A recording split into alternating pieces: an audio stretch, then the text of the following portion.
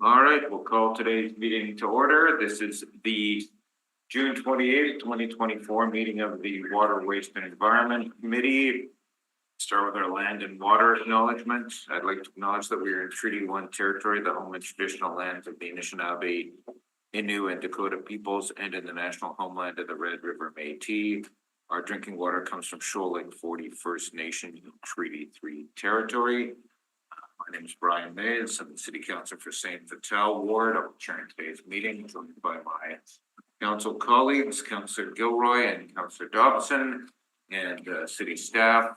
So we need firstly a motion on Councillor Santos, who is. Yeah, happy to leave do the family matter. Okay, all those in favor? Aye. Aye. Contrary, that's carried. Do we need a motion on minutes? Approve the minutes. All right, all those in favor? Aye. Contrary, carried. Happy to move the addendum items. Thank you. And can we move, Ms. Wilshire will be here to speak to number 13, but she also has to get her kids. She says the last day of school, so can we move she's coming in after the delegation, but can we move 13 up to 1? Without reading it. But whatever, so we'll hear number 13 first, but yes, so the motion is to move the addendum first. Very good, so moved, all those in favor? Aye. Aye. Contrary, that's carried. And we'll probably need a break or two here, certainly I'd like a break before 7. I've had a chance to talk to my colleagues about that, and may need a break in fact before 5, but we'll see. Okay, on to delegations then, I think. Yes, we start delegations.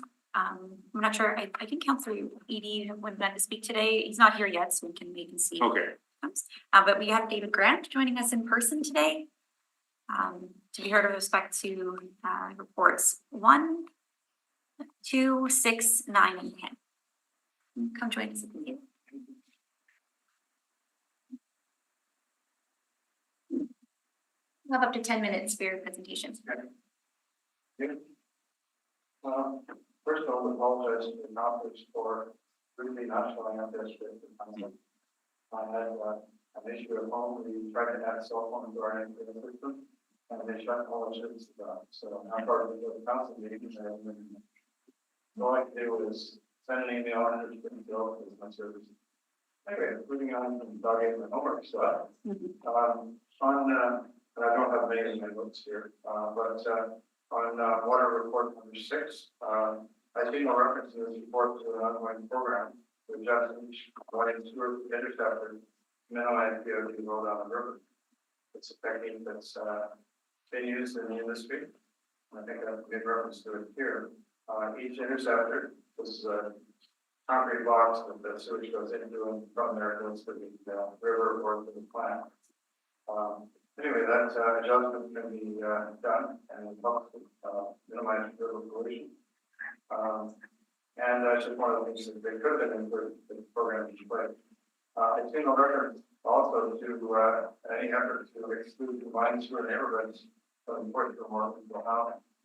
If we're really going to get many thousands of new homes, so the rapid housing project, it'd be nice if they were in separated sewer, sanitary sewer areas.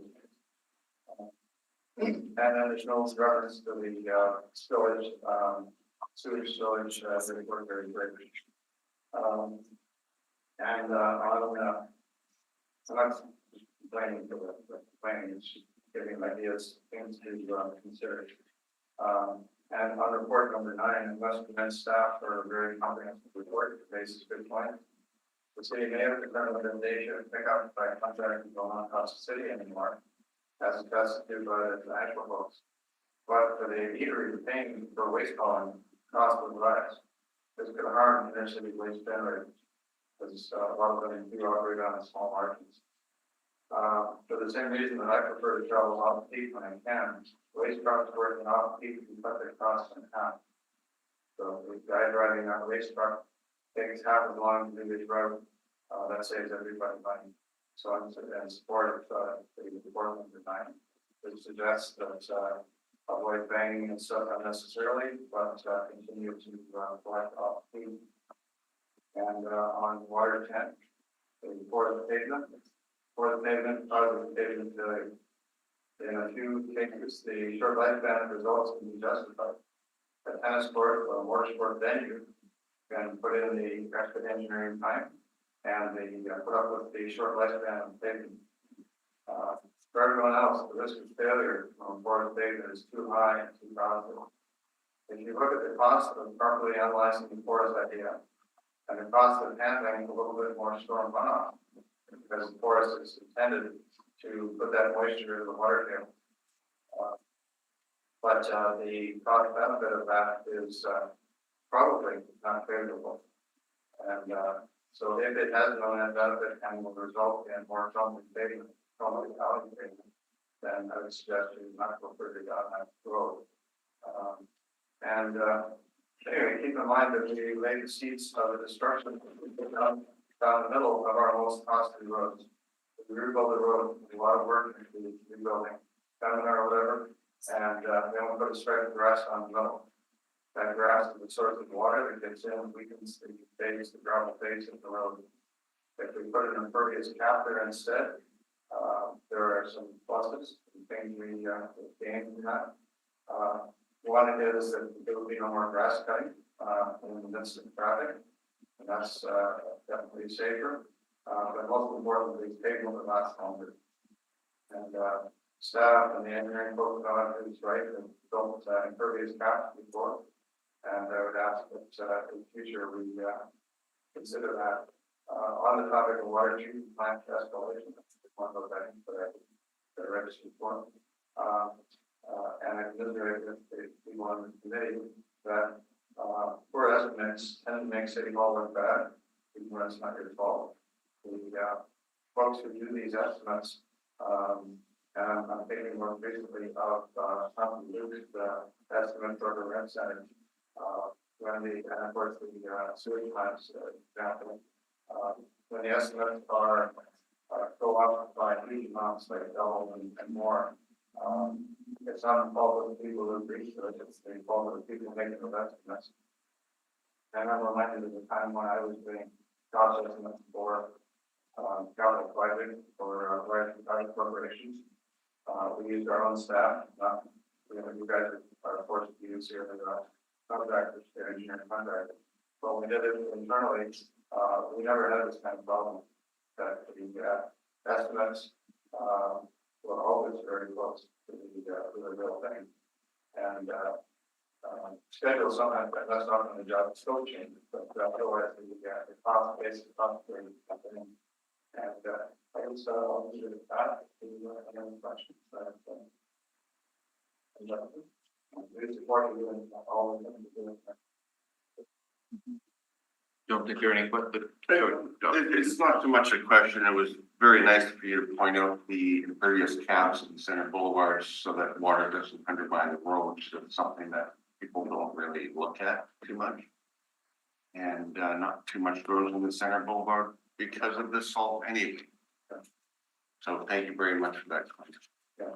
And as you drive down, I drive down highways, say Highway 75. If you come to a place where the road is broken up and repaired, it tends to be a place where there's no ditch right below the pavement surface. So if the rain runs off and it goes down 5 feet, over 30 feet, the road lights. And if it only goes down 2 feet to a ditch, the road crumbles. So that the effect is proven everywhere right on highways outside the city. And it's a simple change we can make. And if you put up a concrete liner, you get some flowers, you get some cool stuff, and we don't mess with the base of the road. Thank you for the question. Yeah, thank you.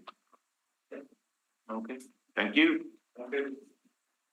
On to a number of people. We have a few joining us for Zoom. So our next registered speaker is Carrie Blackburn, speaking to report 11. Who's joining us over Zoom today. Good morning. Morning. Sorry. Good morning, members of council. My name is Carrie Blackburn. I'm the Sales and Customer Service Lead at Compost Winnipeg, the social enterprise of Green Action Centre.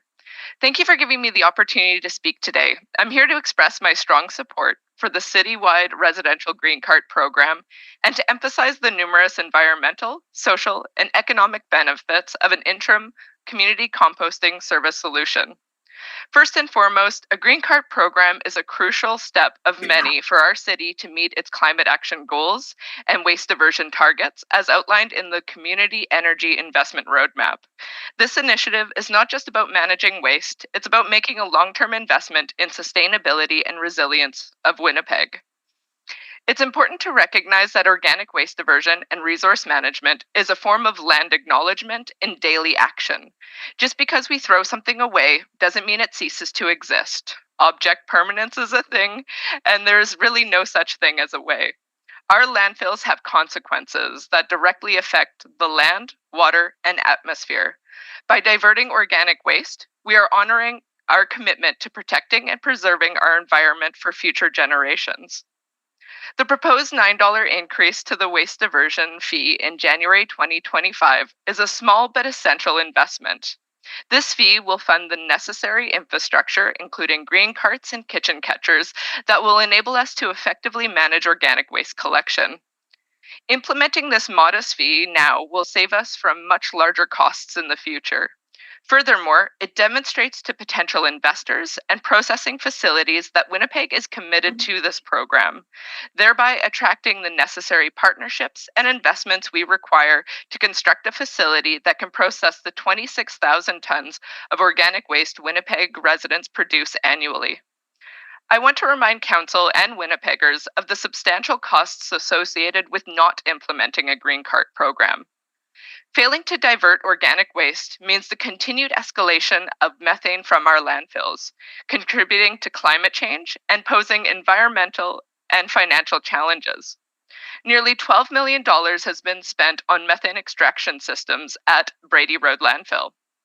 As the landfill continues to fill up, these systems will require expansion, but the question of how much will depend directly on what we put into the landfill and at what rate. When you consider that over 44% of household waste is organics, it stands to reason that we are filling our landfills nearly twice as fast than is necessary. By reducing the volume of food waste in our landfills, we can mitigate these negative impacts and financial burdens. I fully support the city's report recommending to approve a single source service contract with Compost Winnipeg for community compost collection service. This contract will allow green cart materials to be accepted at all 4R depots and up to 14 other community locations until a citywide green cart program is operational. Winnipeg is the last major city in Canada to implement organic waste diversion. We know from the 2022 waste survey that 89% of Winnipeggers support a citywide food waste collection program. Tell me any other solution we agree this much on. This free community service is a solution for eco-minded residents regardless of location or socioeconomic status. Over our 8 years in operation, we have seen a growing demand for our service. This partnership with the City of Winnipeg will provide even more Winnipeggers access to composting. This service contract with Compost Winnipeg offers multiple benefits, including aligning with the social procurement policy. You will be partnering with a local, community-based social enterprise that is an experienced and trusted food waste collection service provider with a true triple bottom line, addressing environmental, social, and economic goals. This service will ensure Compost Winnipeg meets their goals directly related to the compost support grant awarded to them by the City of Winnipeg just yesterday. These goals include increasing awareness of composting and Compost Winnipeg, educating Winnipeggers about organic waste diversion and why it is important, providing all Winnipeggers with free access to compost collection service, expanding Compost Winnipeg service area, and of course, diverting organic waste from the landfill.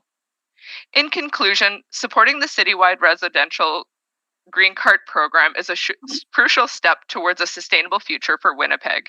It aligns with our climate action goals, waste diversion targets, and net zero plans. The $9 fee increase is a prudent investment that will save us from greater costs down the line and attract the necessary partners we require. The contract with Compost Winnipeg ensures you have a reliable, community-focused partner to help achieve an interim solution. I urge you to approve this initiative and take a decisive step towards a greener, more sustainable Winnipeg. Thank you. Thank you. Any questions? I just had one question. We talked briefly yesterday about, Waste Connections owns the Prairie Green landfill. Obviously, lots going on up there in terms of the, landfill search, but they do have the outdoor pad up there. Are you, Compost Winnipeg, I believe uses that, but I have no idea about the unused capacity or what could be done there possibly. And I think we'll be coming to that when we come to the report, but any thoughts, any guidance you can offer on that?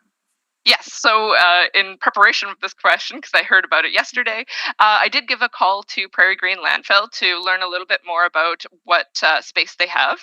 And it's 4,000 to 5,000 tons annually. Now, of course, that space is very dependent on how quickly they can process the organics. We've had a very wet season so far, so it kind of slows things, but they did say they still have ample room to grow. Specifically, Compost Winnipeg, in our last financial year from April 2023 to March 2024, we diverted 1,439 tons. So there's still plenty of room for more. I do know that they have other haulers, and I'm not sure how much they contribute, but they do still have space.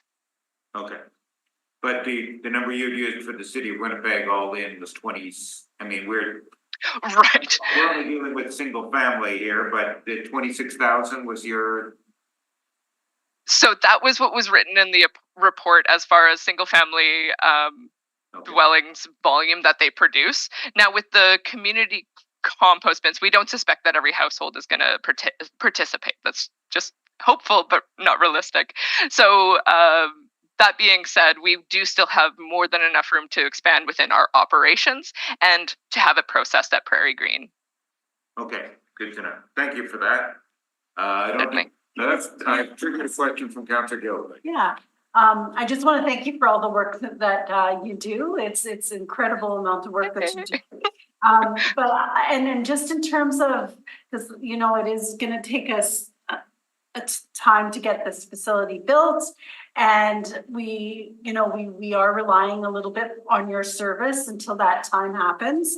Can you just explain a little bit so people that maybe are listening in, how they can maybe connect with your organization if they want to have a pay for service right now? And maybe I know that at my community center, at Orioles Community Center, we do have a your bin there that people can drop off right now. And I know we're trying to expand that hopefully here today. So maybe just talk a little bit about that so people listening in, if they want to utilize your services, how they can connect with you. Absolutely. So Compost Winnipeg offers a collection service for residential, commercial, and events. So this is a paid for service subscription where we come right to your door and collect your organic waste. Now, we acknowledge that not everyone has a literal disposable income for our service. So we were able to partner with the DMSMR, Daniel McIntyre St. Matthew neighborhood, to introduce the free community compost bins that are there. So we have at Valor Community Center Orleans and the Lipton Community Garden. And more recently, we've also been able to partner with the West Broadway community organization at Spirit Park. So between these locations, they've been a great example of what we can do as a free community option. And we've diverted almost 3 tons 3 tons of organics since October of 2023. So definitely you can pay for our service or use this free one, and we've got an option for everybody. Perfect. Thank you so much for that. Thank you. Okay. Thank you. All right. Thanks for the delegation. We'll be getting to that item in a while. Thank you. Happy composting, everybody. You too. Okay, next, also joining us over Zoom and speaking to the same report, Report 11, is Nick Portagen. Sorry if I'm mispronouncing your name. You'll have up to 10 minutes, Nick, for your presentation. Thank you very much. I just have a few comments also to make on item 11. Gary already covered most of this, but I'm happy to see we're making some progress on this file. We all know Winnipeg is one of the last major cities in Canada to get on this organics diversion train. And I'm glad to see we're starting. As a resident taxpayer of the city, I don't have a problem with the $9 annual fee. It's less than $1 a month. I really don't think many people will notice that. I mean, they might notice the charge, but really noticing $9 coming out is not that big. I still wish that the potential start date of the program was earlier. Obviously, I know there's people on this committee that feel the same way. I'm glad to see we're getting somewhere. I also want to speak as someone who backyard composts.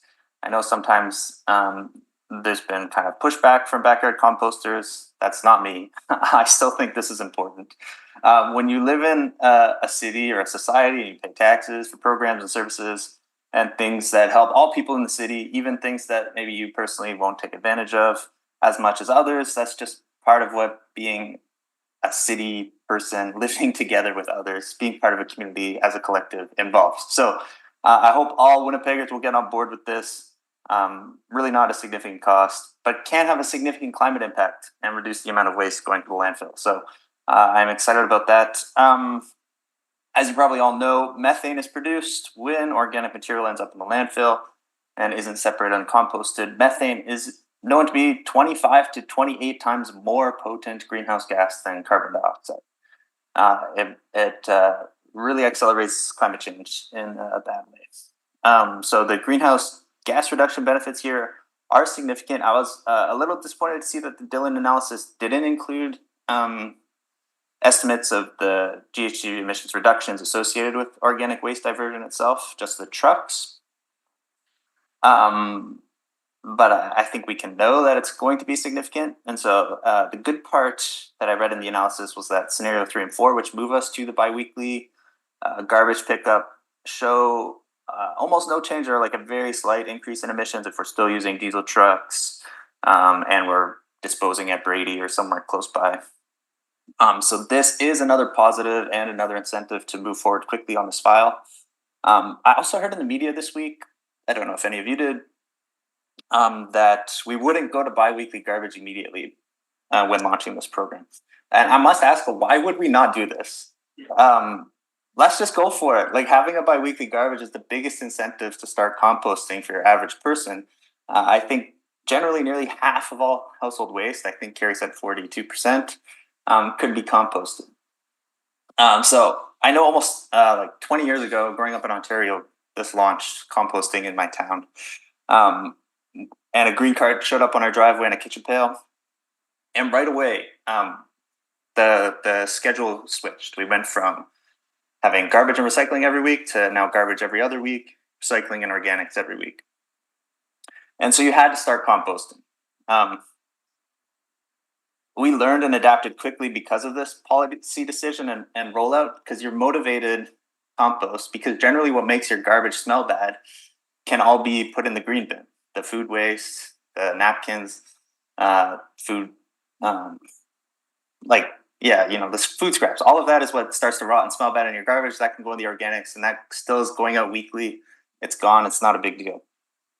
And then the rest of what's in your garbage is like the soft plastics or other like wrappers and things, and that doesn't smell, can last an extra week, or there's really just not as much, and it just ends up in the garbage and goes out every other week. It's just not a big deal. So in my experience living in other cities, it's always been garbage every other week and recycling and organics weekly. And I think that motivates people to switch and is a policy decision that you as committee and council can make that will be beneficial. And I think too, like yesterday at council, you guys, I know this isn't the item exactly, but you passed the transit master plan and things were brought up about how the communication strategy has to be really good for that. And so this is coming next year. You'll get to learn from how this communication strategy rolls out, learn about ways to improve your communication with the public. And I think those are likely we can learn from that and apply this same and maybe refine even better how we communicate when we adopt a green card program, fingers crossed, to communicate that really well and make that switch quickly and start our diversion rapidly to get people on board and show how easy it really is to just move things from one bin to another. So that's all I have for today. Thanks for your work on this file. I hope this committee and the rest of council proceed with this program. I think it is really important. And so I appreciate Councillor Mays, your leadership on this. And yeah, thanks so much. Okay, thank you. We've heard Councillor Gilroy's been more of an advocate for this over a longer arc of time, but I perhaps have been enthusiastic in recent years. So we will ask about the bi-weekly garbage pickup timeframe. That is a little, what appeared in the media and what's in the report do seem a little unclear, and how we would schedule that or phase it, or how that would interrelate with basically the garbage contracts we would have. I think we needed some discussion on that. So it's a fair point. If there are no further questions, okay. Thank you very much for the delegation. Thanks for your interest. Our next speaker is Amelia Wolf, also joining us via Zoom and also speaking to Report 11. Hey, Amelia, if you'd like to unmute your microphone, you'll have up to 10 minutes with the committee. Okay, sounds great. I probably won't take that. Hi, Council. Thank you for having me. I'm coming in as a public member. I'm a mother of 2 kiddos, a 2-year-old and a 6-year-old, and I work in adolescent therapy. So I just wanted to come to say, I think that as much as the $9 fee is a bit of a deterrent for some people, I think it's really important. There's definitely a lot of climate anxiety amongst our young people. There's a lot of fears about what's going to happen. There's a huge feeling of, we're not doing enough, that not enough is happening fast enough. Like Nick mentioned, just being the last major city in Winnipeg to come on board, I think there's a big push for us to get something moving. And from what I understand, it's really important that, we need some sort of private company to come in and build, and having that $9 fee would really help. So I think that's really important. And I think just in terms of starting to give young people some hope, it would be really good to pass this and just, as an act of good faith, we're really trying, we're here, we see you guys. There's kids that are up at night, stressed, having trouble sleeping because of the climate crisis. And I think this is like a small act that would move us in the right direction. Okay. Thank you. And unfortunately, the $9 is only for the carts. There'll be a larger tab whenever we start doing the actual collecting and the processing, but Right. This report doesn't give us the number for that. That will be an interesting debate. Right. But thank you. If there are no questions, then thank you for appearing today. Thanks for the delegation, and we'll be getting to this item in a bit. Okay. Thank you so much. Thank you. The next speaker we have is Gord Delbridge, who's also joining us over Zoom and is speaking to Report 7. Mr. Delbridge, if you'd like to unmute your microphone and start your video, you'll have up to 10 minutes with the committee. Okay, thank you. You can hear me okay? Yep. This is my first time doing this on Zoom, so bear with me. First off, thank you for the opportunity to saying like I need to start my video. Give me a second here. I'm just working on that. Okay, it looks like we're up and going. Thank you. So first off, I just want to thank you for the opportunity to speak to this important item on the agenda today. I want to thank Councillor Mays for your leadership on this, as well as the support we're getting from Councillor Gilroy and Dobson. From reading this report on the in-house garbage collection, and really raises a lot of concerns for me. When I look at the implications and the recommendation to maintain the surfaces being extended. This often comes up as we see contract extensions and these increased costs now inflating to 60% contract extension increased costs. And for some reason, you know, I see these admin reports are really bent on keeping this service privatized and making these allegations that that are false, completely and utterly false, that in-house garbage collection is just not obtainable. It is too costly, and that raises a lot of concern for me. We see a growing list of municipalities right across the country that are moving to a model of in-house and contracted services to be more accountable when it comes to costing. And we find that to be true right across the country where this has taken place. For some reason, administration here does not recognize that.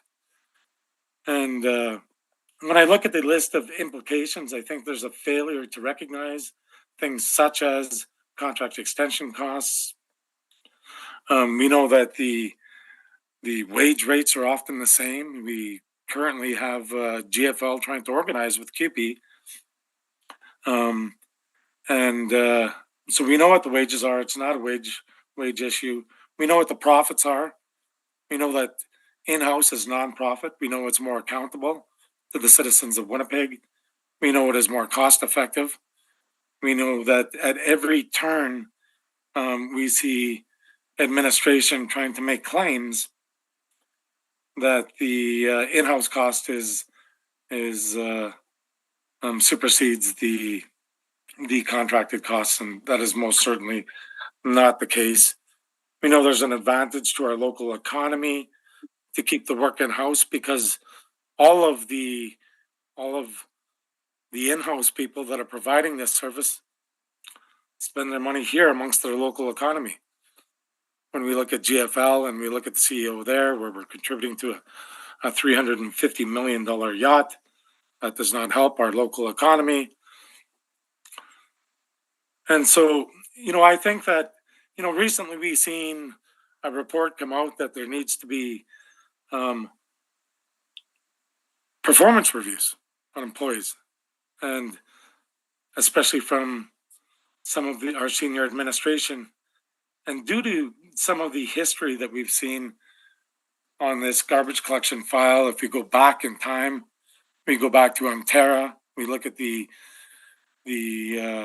some of the issues that we've had there, and currently that we're having with some of our current contractors. I think the first place that we should be looking at a performance review is with this administration, because at every turn, whether it's the multifamily bin and purchasing garbage trucks and deciding at the 11th hour not to proceed with that pilot project, whether it's the legal costs that we currently have with Ontario, whether it's contract extension fees. It is problem after problem.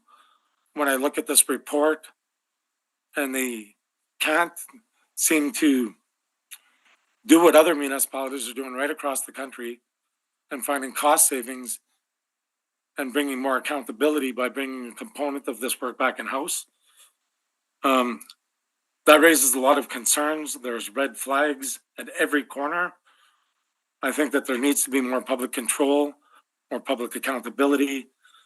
And, this kind of reminds me, going back a number of years ago, to a file that Councillor Mays was involved on, when administration came back and said that we need to privatize golf services because we're losing so much money. Administration came back and told us that we can't continue down this path.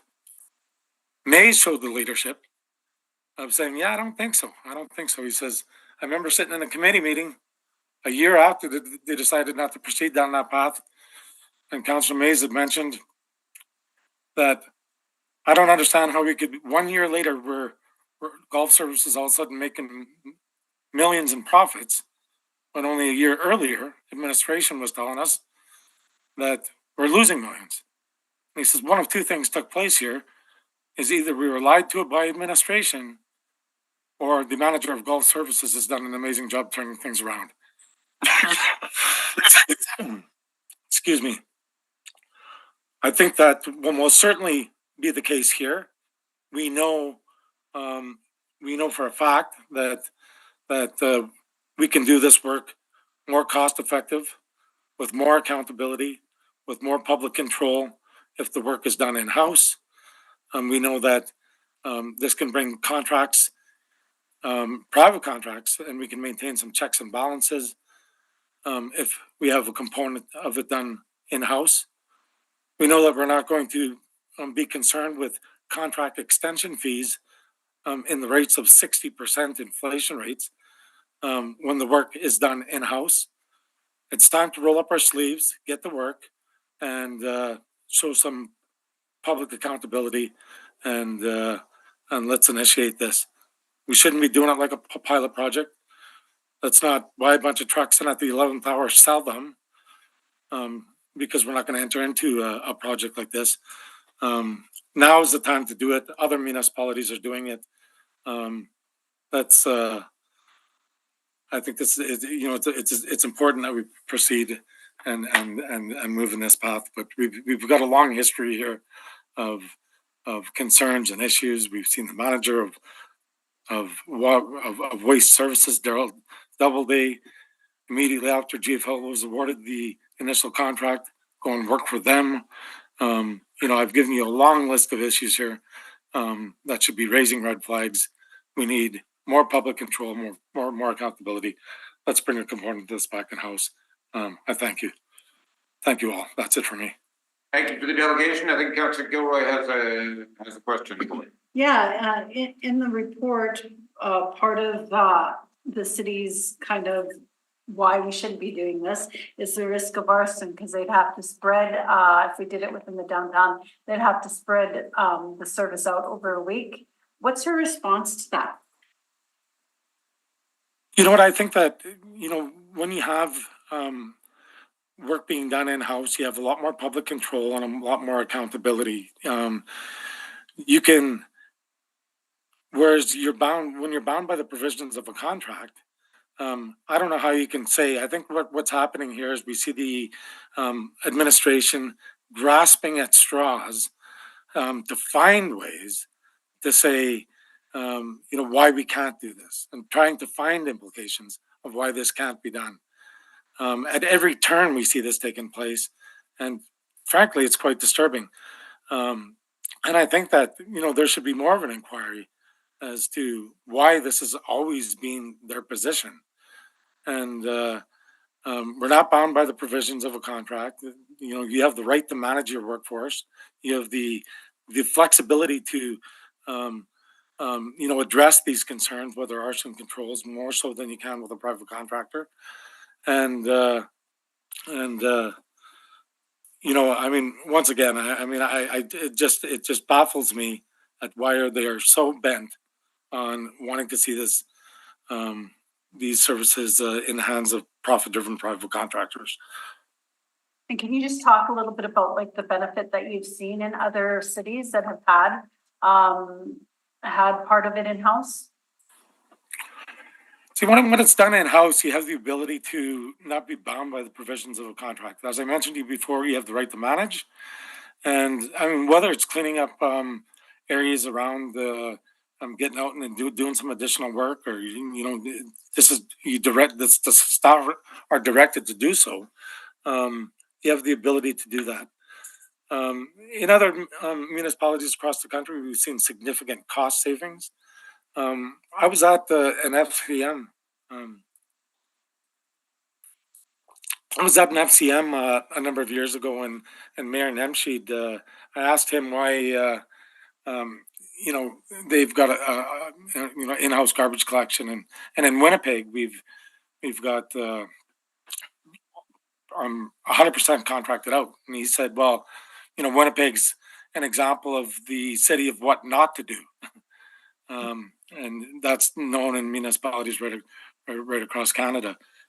And, we see cost savings, whether we look to Ottawa, we look to many municipalities right across the country, we see significant cost savings.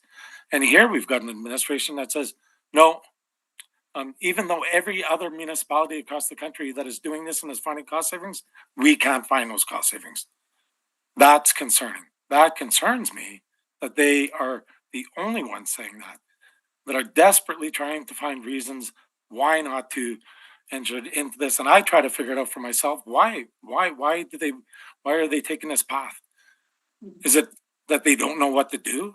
Have they never done garbage, in-house garbage collection before?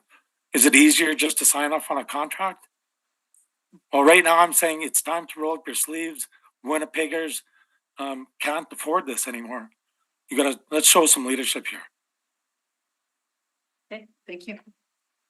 Thank you for raising the unhappy history. It's the third time I've been around for a version of this debate, and it's the first time we've sort of gotten out in front of it. So 2012, Lee McLeod appeared in delegation November 14th, 2012. So it's a long way back on this issue.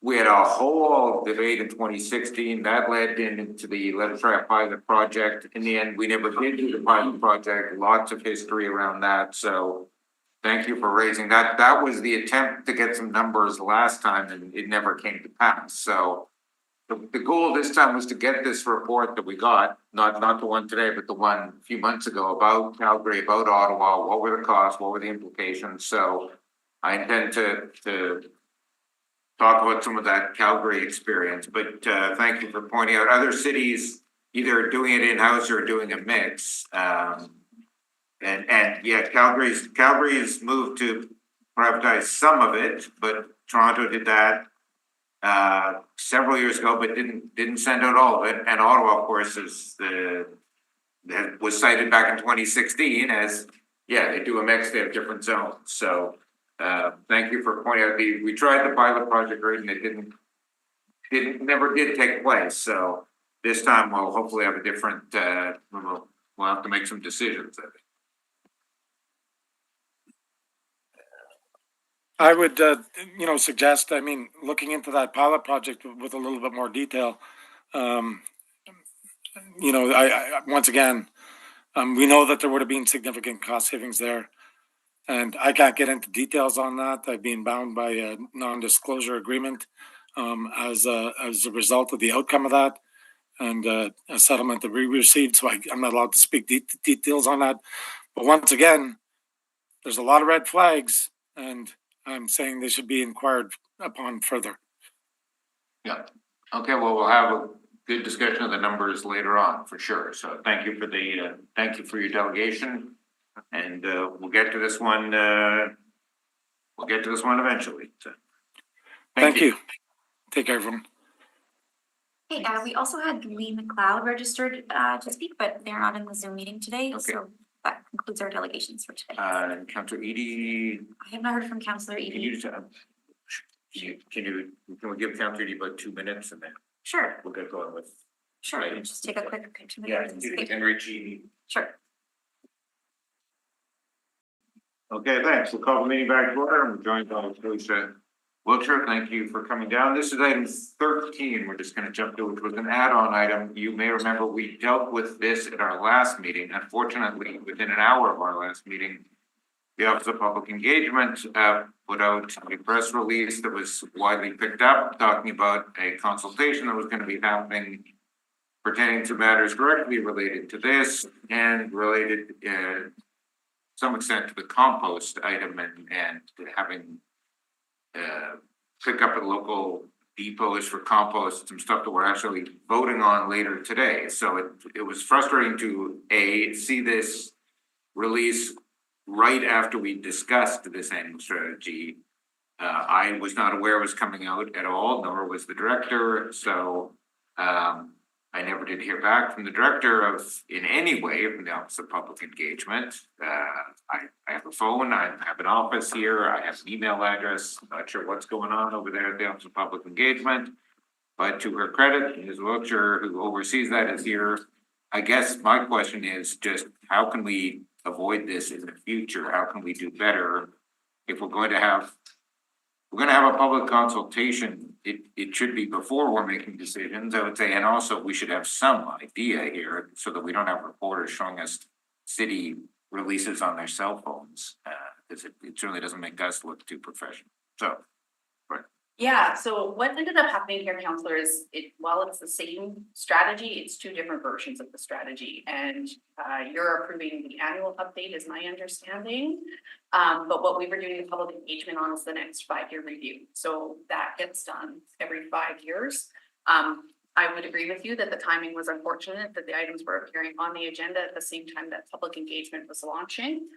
So I have spoken with our acting manager of the Office of Public Engagement just to find out how these two timeframes conflicted. And it's my understanding that there was a bit of pressure to get it launched simply because public engagement in general has a blackout period over the summer. So they wanted to make sure that this phase of public engagement was concluded before we hit July 1st. So it actually just concluded yesterday. And this is actually the second phase of engagement on this next round of the comprehensive integrated waste management strategy. But isn't one of the questions in the engagement about how do you feel about having compost picked up at regional to long-term at depots throughout the city? Yeah, so the Office of Public Engagement works closely with the department and the project team in the department. And really they're looking for items where the public can provide some feedback as they're developing the next phase of that plan. So my understanding is that it was the project team who's looking for some feedback on some of those items. And that's why those questions were included as part of the survey this time. So we'll get a report in December on stuff we're voting on today, aside mischaracterizing that. Slightly, simply the vote that you have before you today, my understanding, and Director Shanks, you can correct me if I'm wrong, but my understanding is that today's is just the annual review of the current strategy. What we're doing engagement on is the next phase of the strategy. So there will be a new comprehensive integrated waste management strategy coming forward from the department. And this is the public engagement that's coming as part of it. Yeah, you're referring to the organics. I'm referring to the green, that is a fair response to that. I'm referring to the green card program, which says, let's go and have these local, and we can be up and running in 120 days. Yeah. How might I vote on that and then get the feedback in December about whether or not people want us to do this? Good question, but to the larger picture, first off, I should just clarify too, that like the timing of the announcement, timing of that open house, that also fundamentally is on our department in terms of our project coordination. That's on us. I certainly would have should have been talking about that at SBC the day it's happening. We did have a June timeline for that, but the communication of the actual dates was we obviously dropped the ball on that one. We don't do this often enough to have a good institutional structure there, but we're gonna work on that so that we don't do that again. But to your question, this comprehensive integrated waste management strategy, this 5-year review touches on everything, all the waste management components. Organics is one of them. The open house engagement material was presenting back the stuff we had heard in our survey that we had done that we announced last November. So it was getting feedback on things that we already have, survey information on, and potentially would be showing up in this organics report as some of the interim options that we had identified as being feasible through that process. So you have a point that the final kind of 5-year review will incorporate some of that feedback, and that's not coming in time for you to consider when we talk about the green card program on its own. But the organics report in front of you is based on pilot project and other feedback, so it does incorporate community engagement to the extent that you need to evaluate what we're proposing for interim options for today. That would be my long-winded attempt at an answer.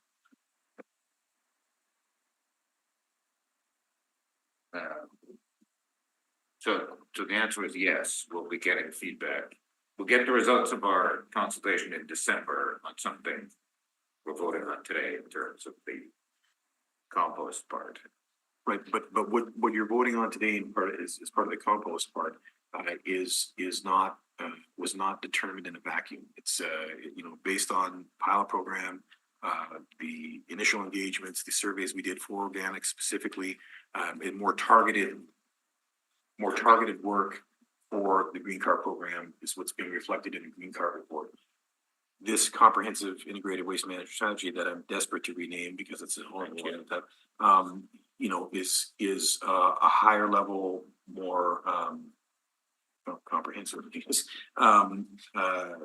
engagement that covers many topics. So yes, in there are public engagement boards about organics program that we're compiling and will be presented in our next annual report.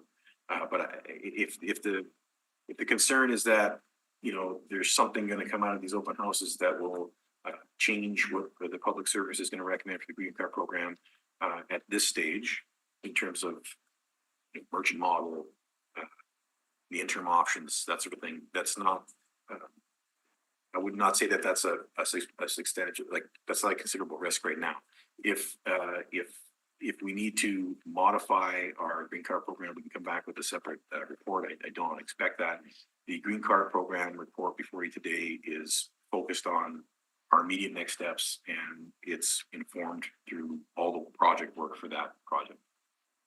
So today there was, talk about, do we want to do the every 2 weeks pickup of garbage, right? Just in terms of what we're voting on here today, that isn't part of it. That'll happen more under the discussions that I think is happening in the community right now. Like, so right now, we're not voting on whether we're gonna be having it every 2 weeks or a week. We're just deciding on, we're putting the money into the carts. And we're doing in the meantime, we're also gonna do compost Winnipeg, and are we deciding on whether or not it's every 2 weeks? Specifically on that, what in the recommendations of the report you're voting on, that you are going on a recommendation that we plan, prepare, work towards a bi-weekly garbage collection.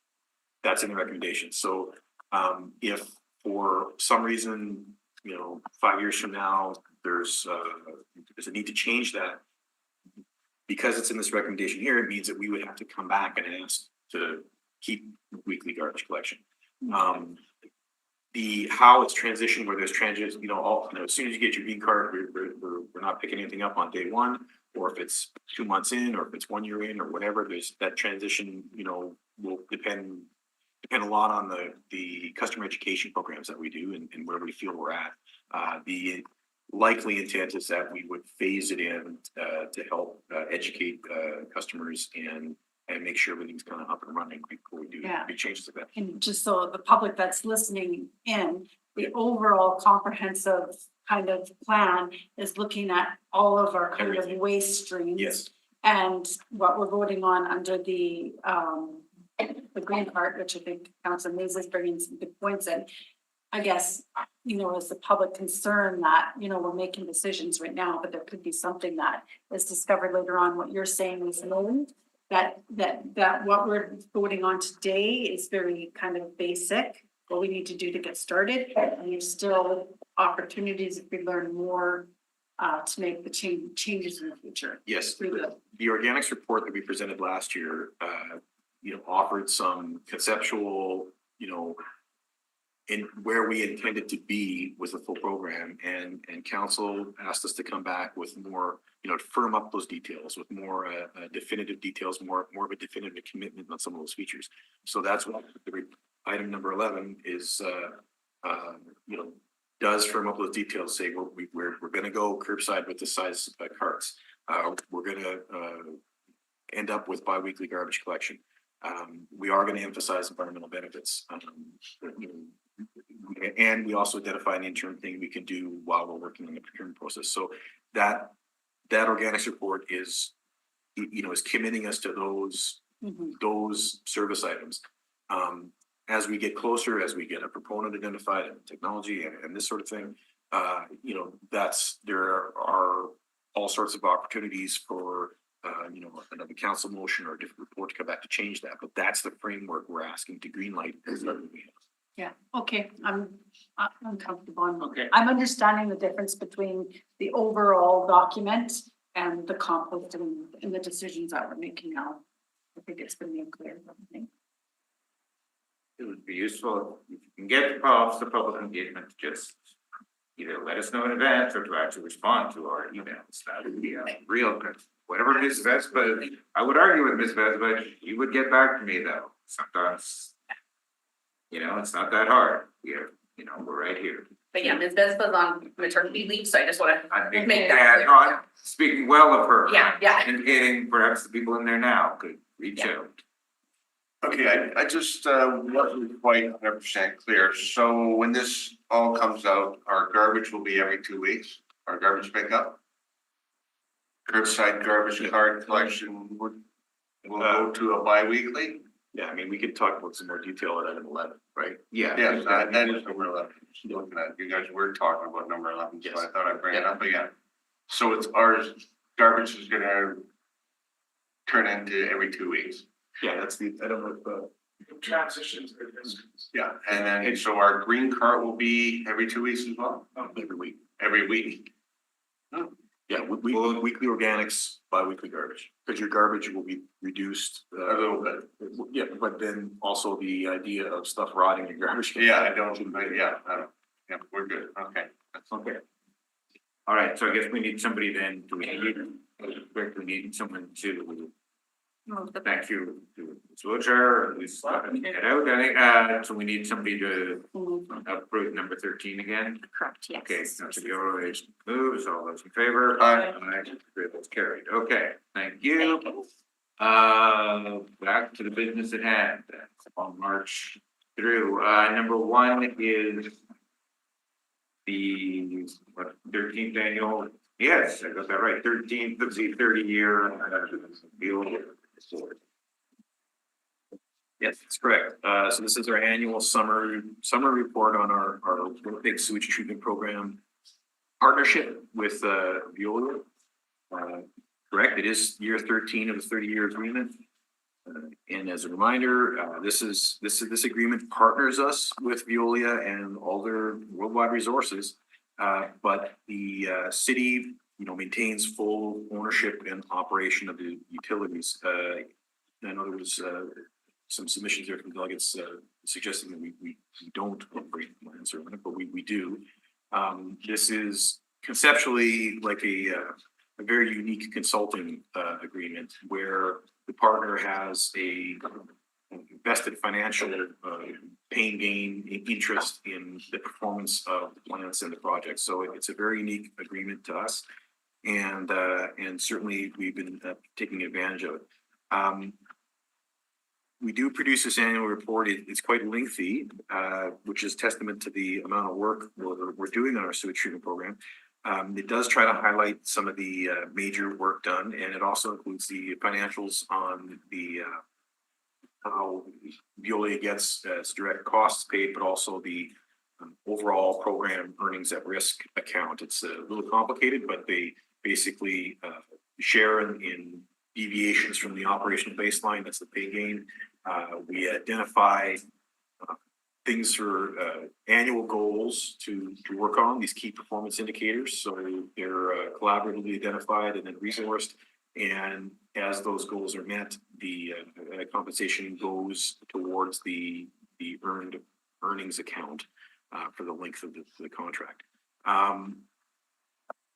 Yeah, so we could, I mean, basically Veolia is involved in helping us with project support, technical support, and resources, purchasing, procurement on all the aspects of the sewage treatment plant program. A lot of it is at the North End plant right now. Obviously, that's a big activity, but there's considerable effort at South End plant helping us bring that project to completion, and work on the interim FOSS project at the North End plant. Some other work at the West End and overall operations and maintenance. So they're very involved in a lot of these things. If there's any specific questions, it is a lot of information to go through. I think there's a good table on page 6 of PDF, starting talking about the new pick upgrade projects. There's a table there that kind of tries to summarize some of the activity at new pick.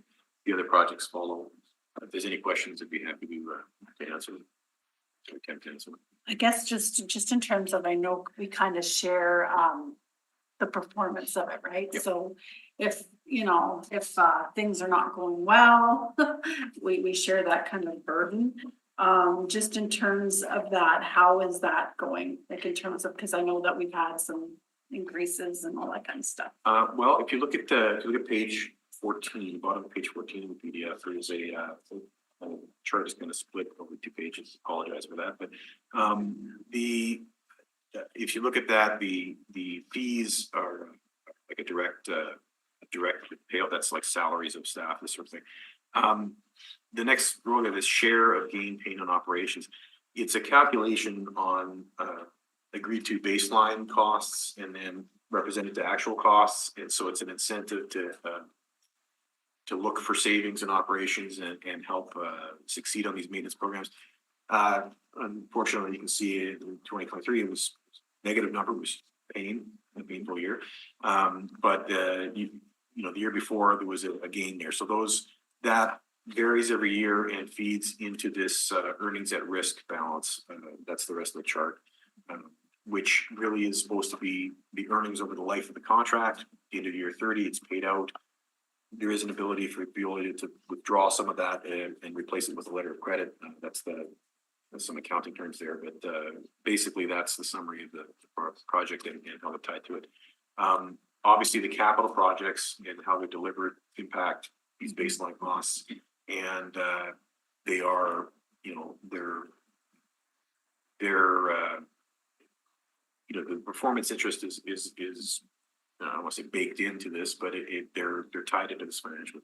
Yeah, and the capital, like, once the projects have been accepted and they're completed, then we'll figure out the capital pain gain, and at that point, the capital gets paid out. Okay. Any further questions? If not, can we get a motion to receive this information? So moved. Mr. Dobson, all those in favor? Aye. Contrary, that's carried. Number 6, as you had warned us, it was coming. So this is approval of contract over expenditure number 6 for professional engineering consulting services, etc. Yes. Yes, this is the unfortunately named over expenditure. We do, I would argue it's not really an over expenditure. It's more of a scope adjustment for this assignment. We do talk about this every time we get to a new stage in the project. So you may recall over expenditure number 5 last year. What this is the engineering assignment, the engineering services for the North End plant upgrade project. So it was a competitive bid won by its proponent AECOM back when we issued it in 2016. And that was, it was engineering services for a project that has changed in definition since then. Not just in cost, obviously, but in delivery method. We split into 3 different projects. So right there, there's a different, there's a financial impact to that in terms of providing these services. So as we go, as the project has expanded in phases, but the 3 different projects, and the scope of them have changed.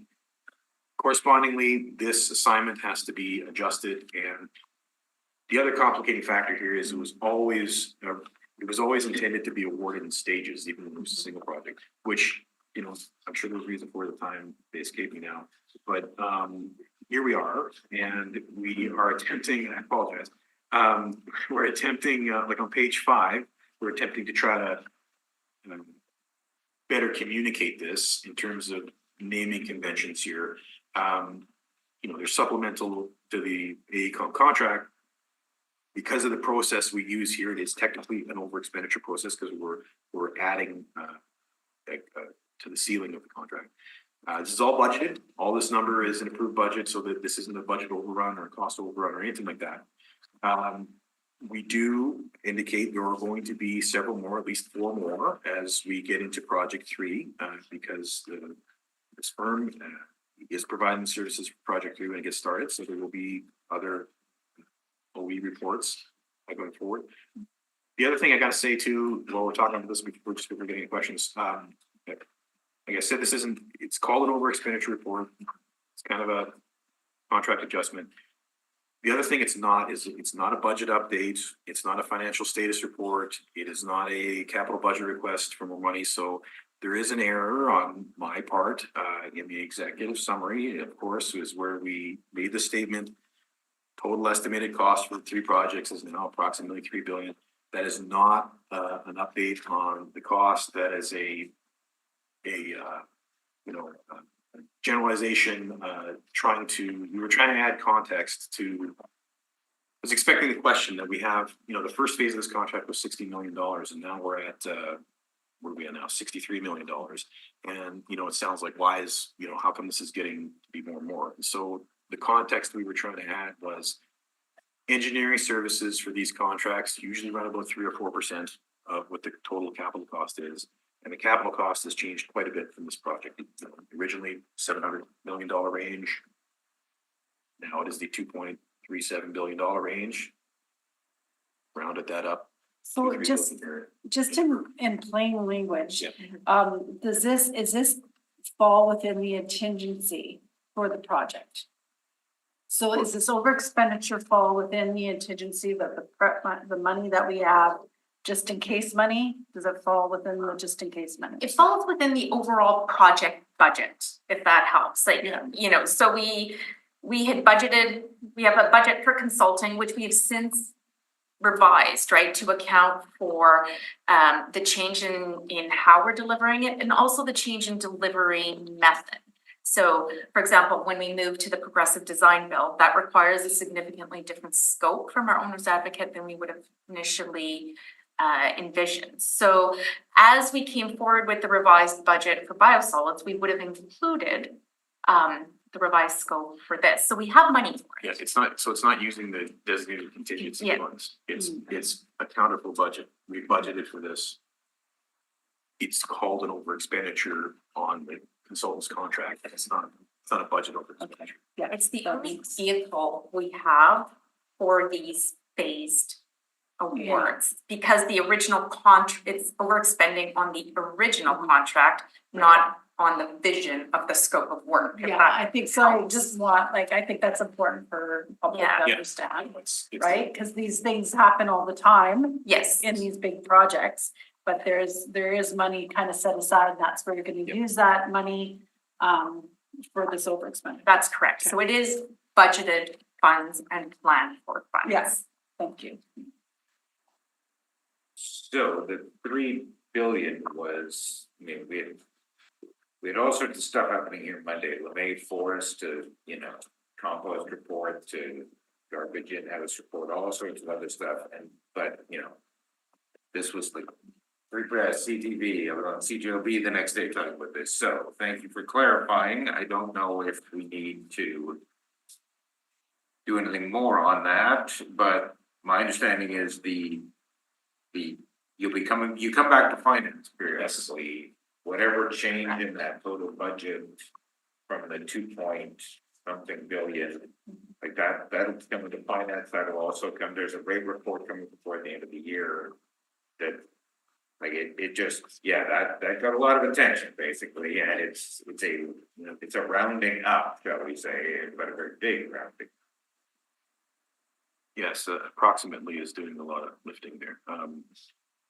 Sorry, we do, it's September, SPC Finance is September, we do a quarterly update on the overall North End, all 3 projects, we update them. Those reports are the source of truth for our budgeting. That's where we report any actual official change or ask to the budget. And like you say, we are expecting to have our rate report before the end of the calendar year, which we are hoping will correspond with. We are actually working on an official update to the nutrient removal, project 3 budget that we expect this year, that will get us to a class 3 revised budget. You may recall the previous estimate we're using for project 3 is $828 million. And that's dated, and so we're looking to update that. Yeah, that's coming. But this is not the budget document, this is just the. But September finance, this is due a quarterly report, so this is the most up-to-date Finances. new pick number would come there. And if I could just add, if there were, like, there would be a very specific request for additional budget report that would come through this committee if we needed, when we need additional budget. Either it's through the capital budget process or it would be a dedicated report.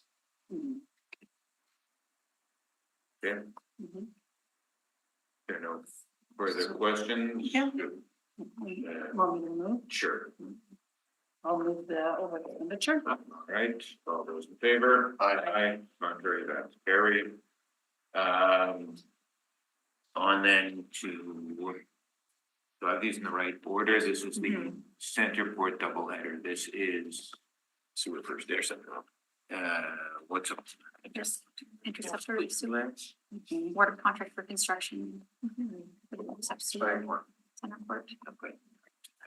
Okay, so number 3 is, so number 3. Okay, so the award of the contract for about a kilometer's worth of interceptor sewer in Centerport South. It's part of the servicing of Centerport. This is, it's a straightforward award report, but we've got to take the opportunity to highlight here that this has come in quite a bit under our construction estimate. There's some serious construction deflation going on here. It's about 34% lower than the estimate. We're very excited about this. So, the bid prices were all, we did get into multiple bids on this, but the winning bid is a very aggressive bid. There's a lot of folks looking for this type of activity here right now, so we're very excited about this. It's the winning award bid. It's for $11.5 million. Pre-bid estimate was 17, so we're looking very good. Excited to get this moving. So just on that, just because it's so much lower, have we worked with Bother Inc. before? So we haven't specifically. Our consultant that's working with us on this has.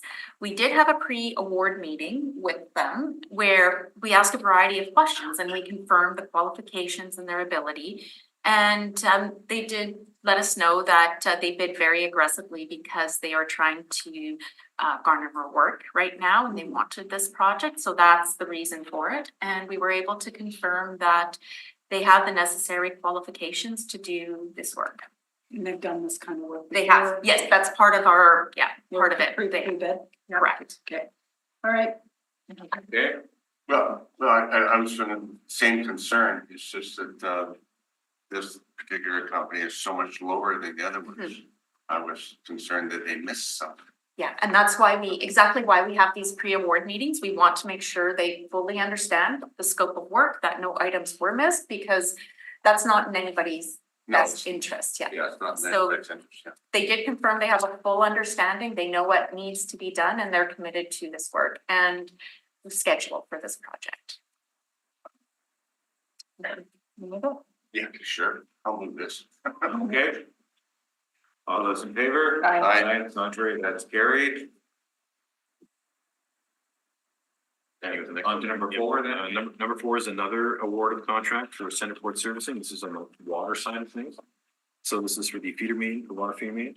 And it too came in under, but not quite as dramatically, but 3% under the rebid estimate. So this is for $11 million and the estimate was, the estimate was $11 million, bid's 10.7. So, and this is a local contractor that's done a lot of work with us before, so there's no concerns there. Okay. I'll move this one. So slightly under three. Yep. Good, okay, moved by Councilor Gilroy, all those in favor? Aye, that's carried. Could I suggest could we switch 5 and 6 in order? Do you deal with CSO and then take a quick break? Because I wanted to talk to my colleagues about number 5, which appears, and number 7. So Sure. rather than taking a break, Mhm. like, let's go a little bit more and then take a quick break. So if we could do CSO first. Okay. Okay. Well, so jumping over some lines to deal with, so this is CSO master plan. Commendably better than last year's in terms of we are to 2095 or 2097 as we were. Also that bizarre phrase about the municipal government has given the city of Winnipeg money, which in some ways confirmed my view of two different entities, the city and the city council. Luckily, that's been eliminated, so we all seem to be on the same page at least. So some better than last year in many respects. So on to the CSO. Yes, it's our annual report on the progress, both on the financial progress, but also it reports on some statistics, volumes, that sort of thing. And it's also, I mean, the 2023 numbers are down quite a bit from 2022. Of course, you may remember 2022, it just wouldn't stop raining all spring. So there was 2022 was a high year for spills. So for example, 2023, we had about 1,039 CSO events and an estimated discharge of about 5,368 megaliters. So 1,000 events, 5,000 megaliters. In 2022, there was about double that. There was 2,000 events and almost 28,000 megaliters volume spilled. So 2022 was a very bad year. 2023 was kind of back in moving. A reminder, our program goals to capture 85% of these by 2045. And to make that goal, we're revising our financial plan. So we're looking at a city funding loan option that's still under review at the time of writing this report. Hopefully we can reflect that in our rate report coming later this year to get conversation on that at council. The capital forecast for the next 6 years right now is $242 million. That includes the council approved $15 million boost from 2024 to 27. So that multi-year budget, there was that additional allocation to this program. And we like to flag anytime we talk about this, like the annual spend on this program does vary each year. I mean, the cash flow has to match project requirements. So we do carry some money over from year to year, and you can see, the committed. Yeah, no, it's just like the yearly committed contracts bounces around. The last few years, there's a table there on the top of page 4. Some years it looks pretty low, 12 million in 2022, but we are coming onto some large projects here in the next few years, so that spend will jump up quite a bit. Yeah, the appendix is the full report we send to the province every year. So it's a bit longer and more technical, but it's included in this annual report for the record. I would say there was a mention there at one of the delegates talked about modifications to control spills in the sewers. Mr. Grant had mentioned we do have real-time control as one of our. It's on page. We mentioned on page 5 of the admin report.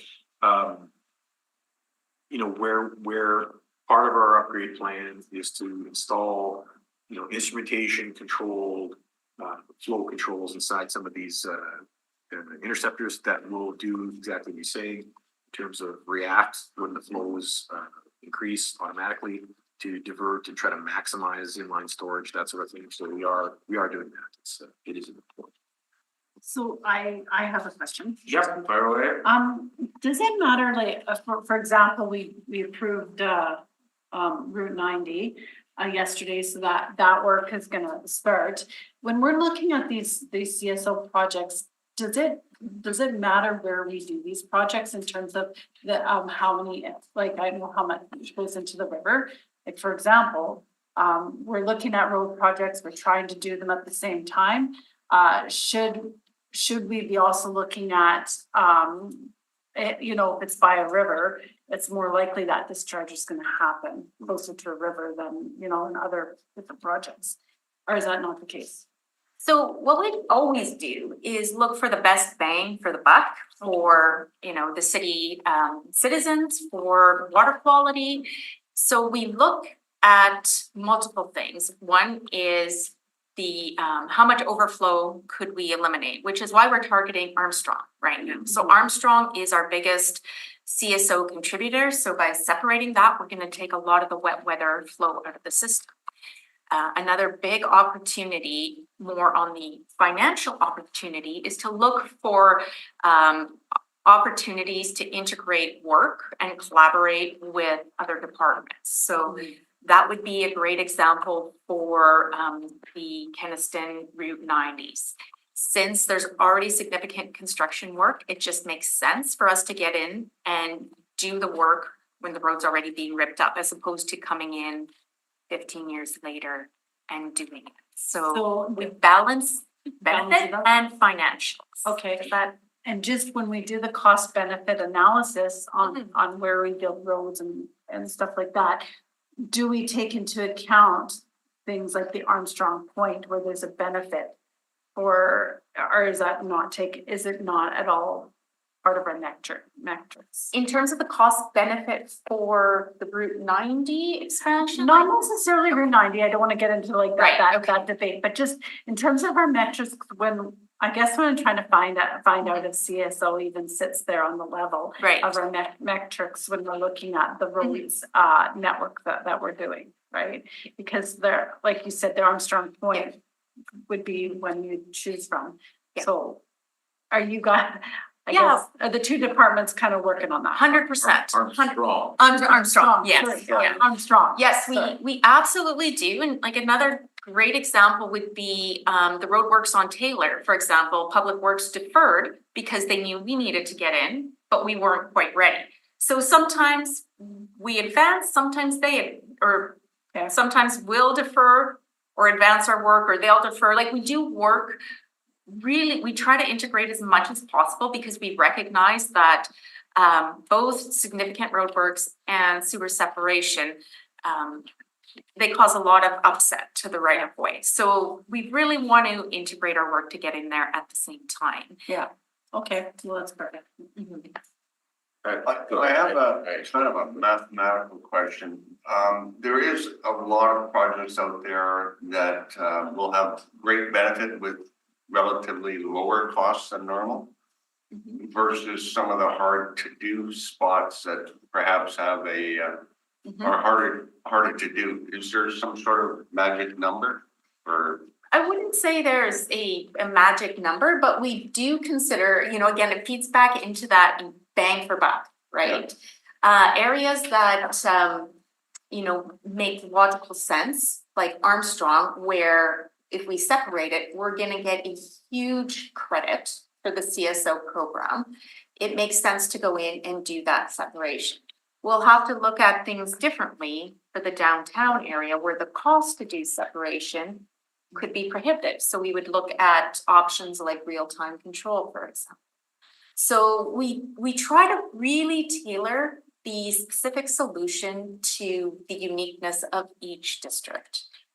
There's a chart, it's not in this report, I just looked, it's not in the appendix either, it's in our master plan chart, it's also online, but that's the 1600 page. I think there's a chart that we should probably include in here going forward that shows the volume capture. I think there's two things going on here, like we're trying to prevent, we're trying to improve the water quality in the river, so there's a water quality concern, but there's also just the volume concern. And so some of these districts, we have to do them all, but some of these districts result in a larger reduction in volume than others. And of the, I don't know how many districts we got here, like 43 districts. Okay, so we got 43 districts. One of them, Armstrong, it's like 27% of the volume we're gonna capture. It like that single district Wow. gets us a third of the way to the Yeah. goal. And we're working on, it's been advanced and it's budget, so we're working on it right now. We're doing some work with, It was just, it'd be nice to see it, some sort of pie chart where we're gonna spend half the money to get 80% of the results. Yeah. And then unfortunately, the 20% is gonna cost us a lot, but we'll do the first half first. So that logic has been applied to the order of what we're looking at in terms of, Four things that happened last year, it's not also four things, four things, Councilor Gilroy touched on this a bit, I touched on it yesterday in the Keniston debate, if we are gonna spend 100 million plus, and I spent a ton of time debating how much we're gonna spend on sewer on this Keniston road widening project, if we are gonna spend 100 million plus contingency, we're not gonna be starting in for a couple of years, but we don't have that in the bank, and we were told in January, no, Mission isn't waiting, we're gonna go to Mission. The math becomes, we gotta find money to do Keniston, Doncaster sewer district technically, for those who follow this stuff, but like, and admittedly, part of this is asking the feds the problem for money. So I guess maybe that's, once we know that, we'll know what rate impact doing the Keniston stuff early would have. You know, and we do also, another thing we balance is the design work and construction work. So Mission will require some number of years of design before we get into construction. So it also, we have the opportunity, like we have been doing for the Rutland Trunk, where some years we spend more and some years we spend less. So the years where construction, there's less construction, more design, we save up some of the CSO funds. And then this year, in 2024, we have two really big contracts going out, and our expected spend is around $100 million. So it's a balance over time. Okay, but we're not delaying Mission. We're not, So we gotta no. find money to do No. this, to do Doncaster somewhere. Well, one of my four things while we're on that was, second was, Rutland Trunk is mentioned in this report in the executive Yes. summary. I think it's in the executive summary, see section 3.3.2. I don't have the section 3.3. Okay, I will look into that, but yes, Rutland Trunk, we're hoping or planning to award it this year, and our current estimate is around 64 million. No, we should celebrate that. Yes, and we've been, yeah, we've been saving some funds from previous years for that, and we are really excited to be able to get that one on the street. It'll be a big construction contract. Local counselor there is to announce that, hopefully, but yeah, somebody, Okay, so we're missing a section. Got it. yes, two more things, when I asked, one of my many Keniston questions was, so if we're gonna drop $100 million in the sewer stuff, 10% supposed to be green infrastructure, I see nothing here reflecting that, and the answer was there's a bike path, which was incredibly frustrating, because it shows 5 years in, that wasn't your answer, that was Public Works answer, no one's taking this seriously, like, the bike path might be nice green infrastructure, it's not combined sewer green infrastructure, or if it is, have I got plans for that money? Basketball courts for all, like, what can, it's been 5 years, all we keep saying is we're doing pilot projects, like, we need some, I mean, luckily the thing coming in number 14 will give us some answers on infrastructure, or at least we're moving on that, but like the bike path is not the green infrastructure for sewage, presumably. Okay.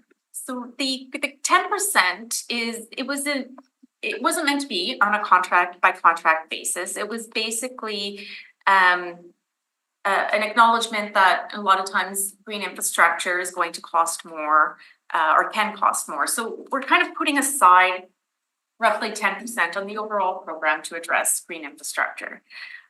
We are addressing it in Armstrong District. We have a number of options that we're implementing. Same thing for Coburn as well. We're currently working in Coburn and we're gonna be evaluating some new green infrastructure opportunities that will then include in later contracts. So it is a consideration moving forward it's on a district, not necessarily contract basis. Like we're installing like Yep. that McGregor pond, and I think it's the silver cells or There's the green Soil storage. soil storage. And the bioretention off McGregor. But it is by district. It's Yes. by district, not on a contract basis. Yeah. Just out of curiosity, because I have a motion coming forward to this committee on looking at, actually, I don't know if it'll go to this committee. I think it's going to community services, but it's looking at naturalizing some of our boulevards or, you know, would some of this funding be able to help offset the cost of doing naturalized boulevards? And it would depend where. So Okay. it would, obviously it would need to be in a combined sewer district. Mhm. And we would need to be able to do some level of see that measurable outcome. Okay, interesting. But like I said, it's paved median or paved boulevard and you're changing it to something, Yeah, like looking at like more like bee pollinators, more natural vegetation to what native grasses, native land, and then people, we wouldn't have to mow, right? It would be just all naturalized. And so the idea is it is better for the environment. We're not having to pick up the cost for mowing and you're adding pollinators into the ecosystem. So the intent is also combined, like to reduce the flows going into the combined sewers. So that would be something we would consider. Yeah, cause it's sucking up Yes. more Mhm. water, right, Yeah. than a normal lawn would. Yes. I would say, yeah, okay. Should have came to this committee. Agreed. Final point, and I think you've answered it already by saying there's a rate plan coming this year. To read the Kennison report, it was like, as if I drafted some of that stuff saying, oh, we have to comply with the provincial regulation. I mean, have we seen a report last year that said, well, provincial regulations would be done by 2045, but we've given the feds and the province till 2022 to put some money in and they haven't, so we're on to the 2095 implementation date. Brackets, of course, we never asked the federal government for money, but here they are not funding it. It was like, good, we're making the civil service now seem to want to comply with the provincial regulation, great, so to quote the director, it's math, you can't get there without spending more money to get there, the later you leave it, the more you'll have to increase, so we will have a rate plan that says if we gotta go it alone to get home by 2045, 47. Because I can never remember which, because we've used it both so many times, to get home by 2045, which is not doing it all, it's just to get to the capture target. Like, we'll have that by the end of the year. It'll cost, certainly it'll cost, but we'll have that in some time. Yeah, like the last rate report in January did include a cost, Yes. a cost. It didn't recommend those in the rates, but Yes. but that will be updated for the next rate report because the next rate report has to reflect the other $1 billion. The other $1 billion. Yeah. Yes. Okay, so good, because having seen that in that Kennison report, we gotta do this, because we gotta comply with provincial regulation. Okay, show me it in the budget, show me it in the rate report. Good, thank you for that. Okay, any further questions on this one? If not, Mr. Dalton, do you want to move? We received that, and this goes to EBC and council. For those who just can't get it out of my sewage speeches. Correct. Yes, Very this good. will go on the council. Why should we be the only ones to get it? Share Let's love. share the pain. Yeah. Very good. All right, all those in favor? Aye. Aye, contrary, that's carried. Let's take maybe 10 minutes and, if I can follow this here, so. Items.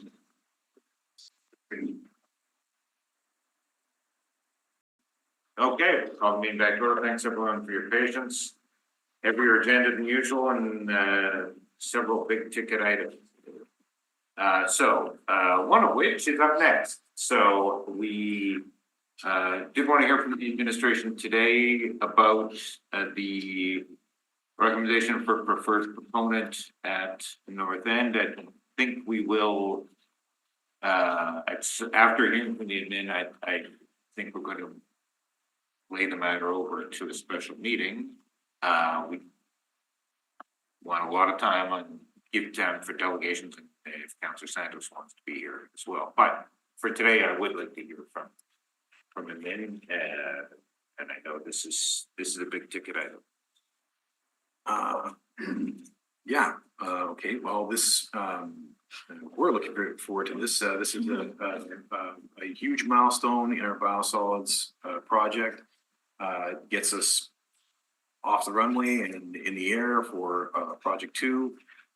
This, as I'm sure you all know, our biosolids digester capacity is running out. So this is we're in a race to meet the compliance date.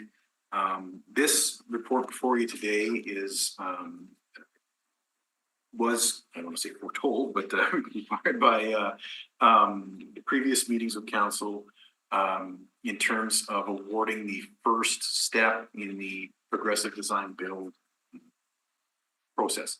So if you remember, we're delivering this project in this different way than we had before. It's a progressive design build. So the first step in it is this development phase where we partner with a designer and builder to design the project, to take it to about 90%, could up to about 90% design. And then there's a following step after that. That's not before you take. The first step is before you. So it's a $95 million step to get this thing going. It's the end result of a very long and involved procurement process. Council had asked us to. We initially had asked the delegate authority for this in interests of implementing lessons learned from previous projects, where the time it takes for us to award projects was identified as a risk in terms of bid pricing. So council didn't agree with delegating, of course, it's a large number, but we did commit to having special meetings if needed to award this in light of the schedule and contract risk being so high. So here, the recommended proponents, Red River Solutions, they scored the highest combined score in our lengthy evaluation process. The process did involve several additional firms with us. There was a fairness advisor that monitored every step. The siloed groups doing the technical and financial reviews were managed in a transparent way, but also a confidential way in terms of sharing information. We are very excited about this, getting this off. This was identified as the council yesterday, the #1 priority project in 2020's infrastructure plan, of course.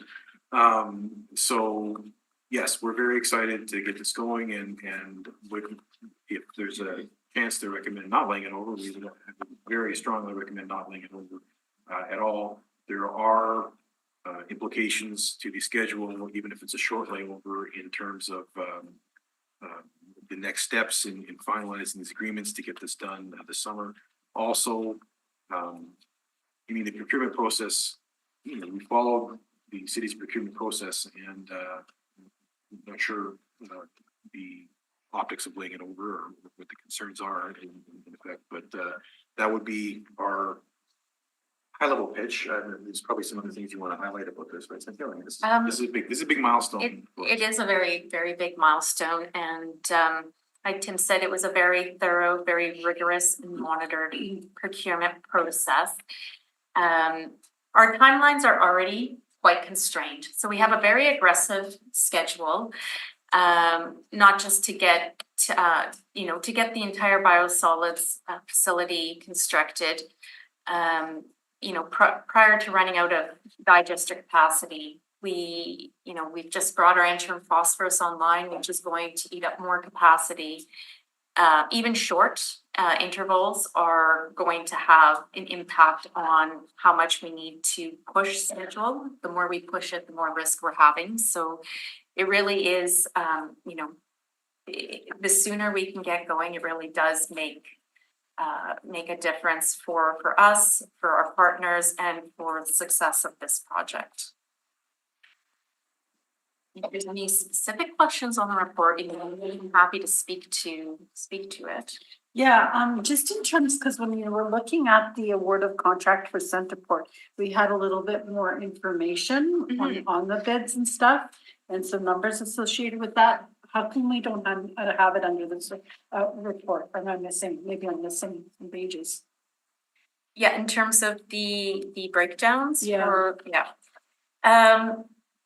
This what we have here, I guess this procurement process was a bit different. And it is more like what I can speak to is the breakdowns for the section. So it was a very heavily qualifications based procurement. We had 70% for the technical selection.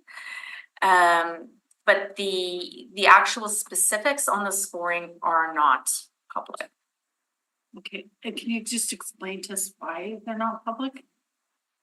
Decide like these type of like a progressive design build for these gigantic projects really follows a very unique uniquely compared to our other more standard bid and tender processes for linear infrastructure or straightforward projects. This negotiation, these commercial and confidential negotiations for we started with a market sounding, we do the fee and this multi-step qualification process to get prospective proponents attracted to the project, and then in those negotiations with them, we do evaluations on different categories. This specific scoring breakdown is confidential. We had to sign non-disclosure agreements to discuss them even internally in Water and Waste. So it is part of the process of large, progressive design build projects to be delivered like this. Part of the reason too is with only 2 proponents, you can't even really say company 1 and company 2, because there's nothing confidential when there's only 2 proponents. So that's the reason for not providing those details. And what about the company itself?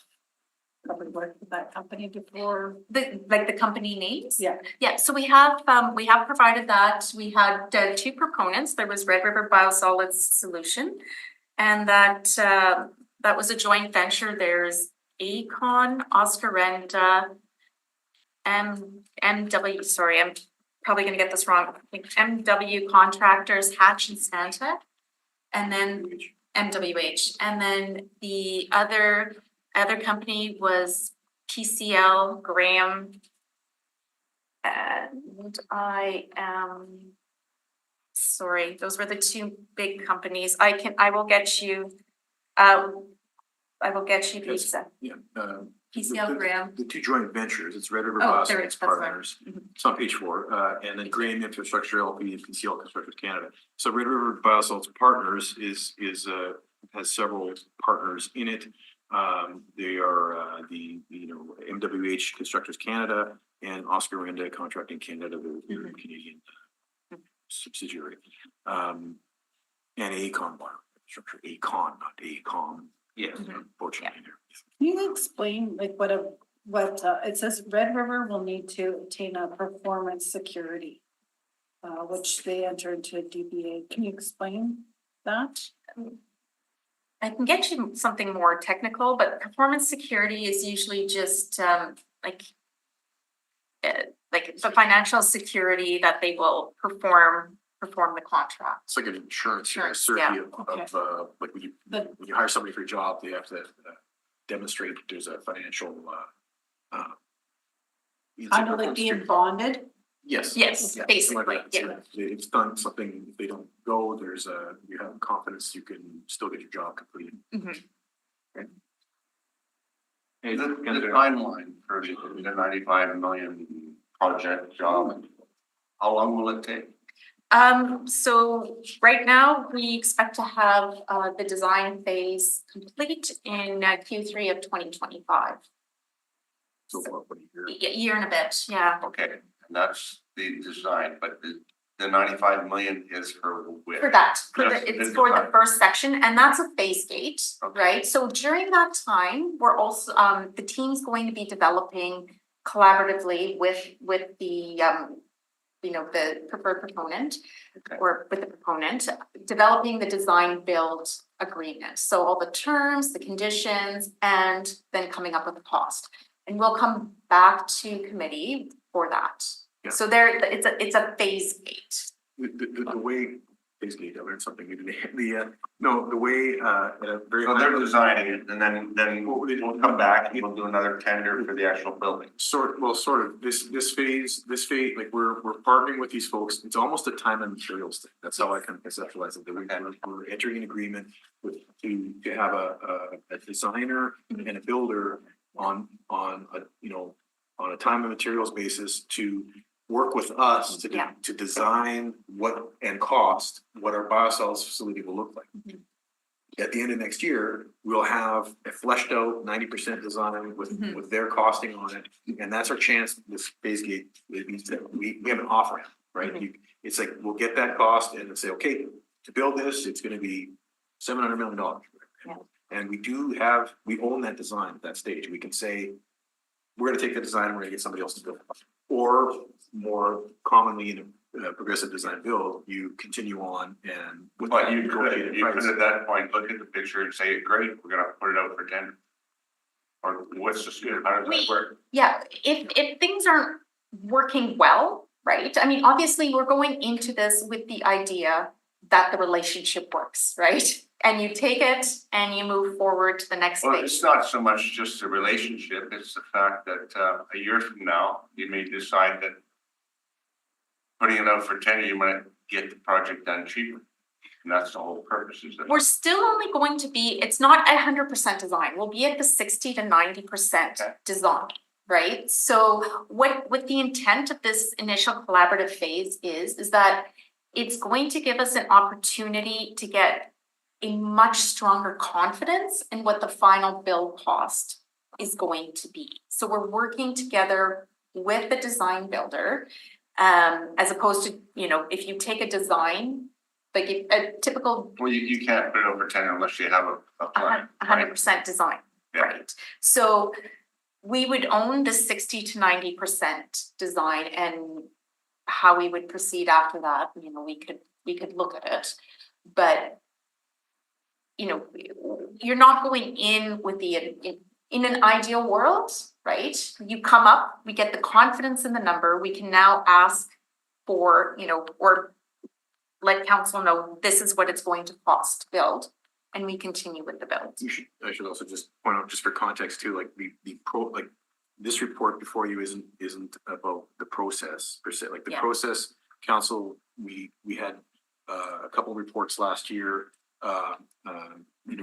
endorsing these steps and this process and saying, bring the development phase award to SBC Water and Waste when it's ready for approval, and so here we are. So the report before you today is basically endorsing the result of our procurement process.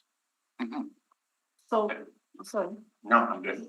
but another question I just have is just in terms of, it says in here that the expenditure and estimate impacts are $2024, which makes sense.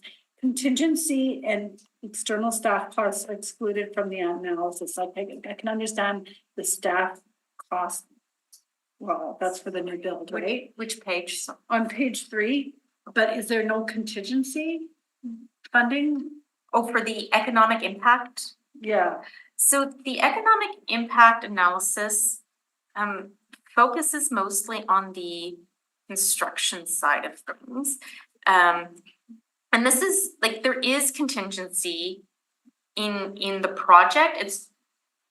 I would have to defer I to, mean, like the economic impact analysis isn't project budget, right? That's an equation or an estimate attempt to try to say what's a qualifier for what kind of impact will this have on the economy. So it doesn't take the contingency might not get spent, right? so let's it say- doesn't take yeah, that yeah, into yeah. Like account. say we got $20 million of contingency, well, that's gonna be this many this kind of economic impact. What- Okay, so there will be contingencies Yes, within the yes, project, yes. but this is kind of, okay, I understand that now.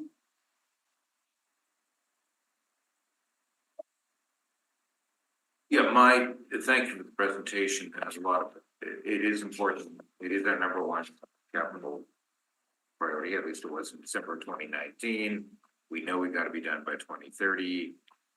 Luckily, the price here is open for another couple of months. I think the layover will be, and I don't know if we need to nail, I don't think we need to nail down a date.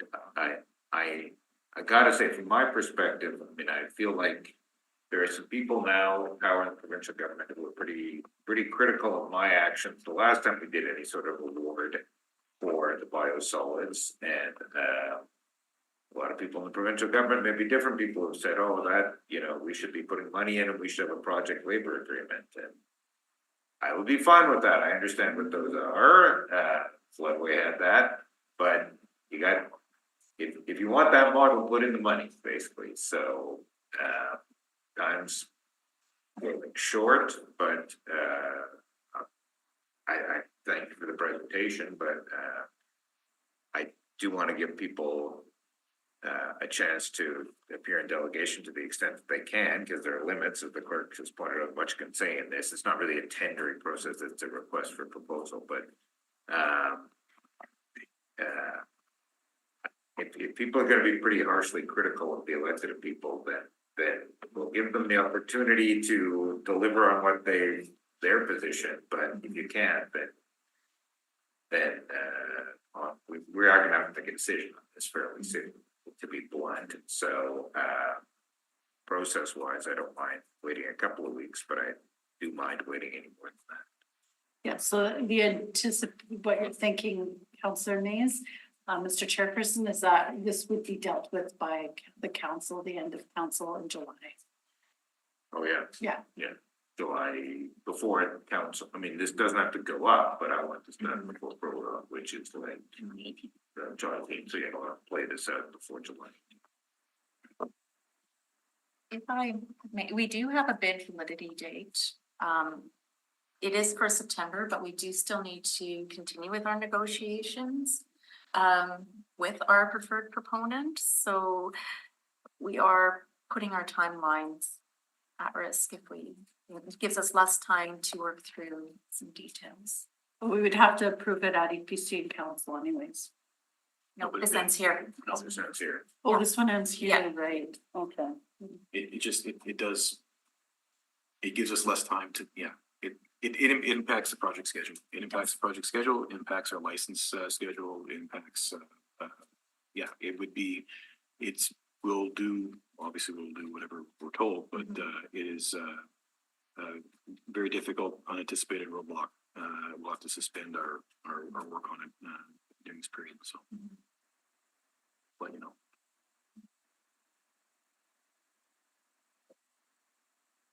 Do you want to move? I'll take the chair. I'll move that we lay this over to a special meeting. Councillor Santos can join us. Since it's not a public hearing, that may require in-camera discussions with non-disclosure agreements for those of us on this committee. We're adults, we can handle that. And then we would have that.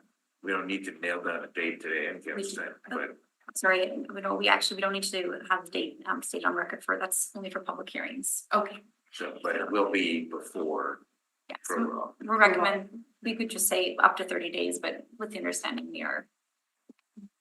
the intent is to have the meeting prior to prorogue. If we have NDAs prepared, like we We can can go go hammer right now, like if there's any, just an The idea was, I want to hear if people want to appear in delegation to speak to this. We had some communications yesterday that were ruled non-conforming or not so. Some of us got very publicly criticized.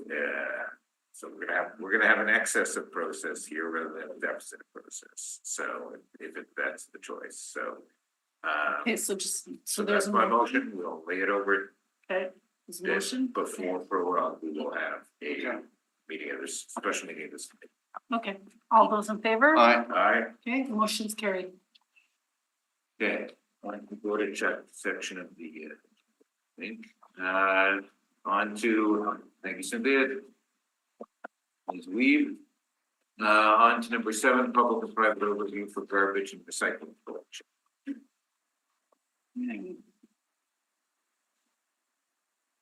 Yes. Okay, could I just keep going? Yeah, yes, and Mike Borchuk, our manager of solid waste is here to co-present. Yes, so this report is coming back from council request to look at this in detail and costing. Yes, it does recommend the status quo based on just the costing. It's not the conclusion here is we don't necessarily see a operational benefit. But yeah, the costing we did uses it's a refresh or update of the costing we've actually done several times in the last 2 years, as pointed out earlier. So it does summarize those things. The highlight, I guess, the comparison we did over a 7-year period to use our previous 7-year contract, numbers as a comparator. The costing for in-house ends up being about 10 million more over the 7-year period for garbage, leaf and yard waste and recycling. We do recommend that if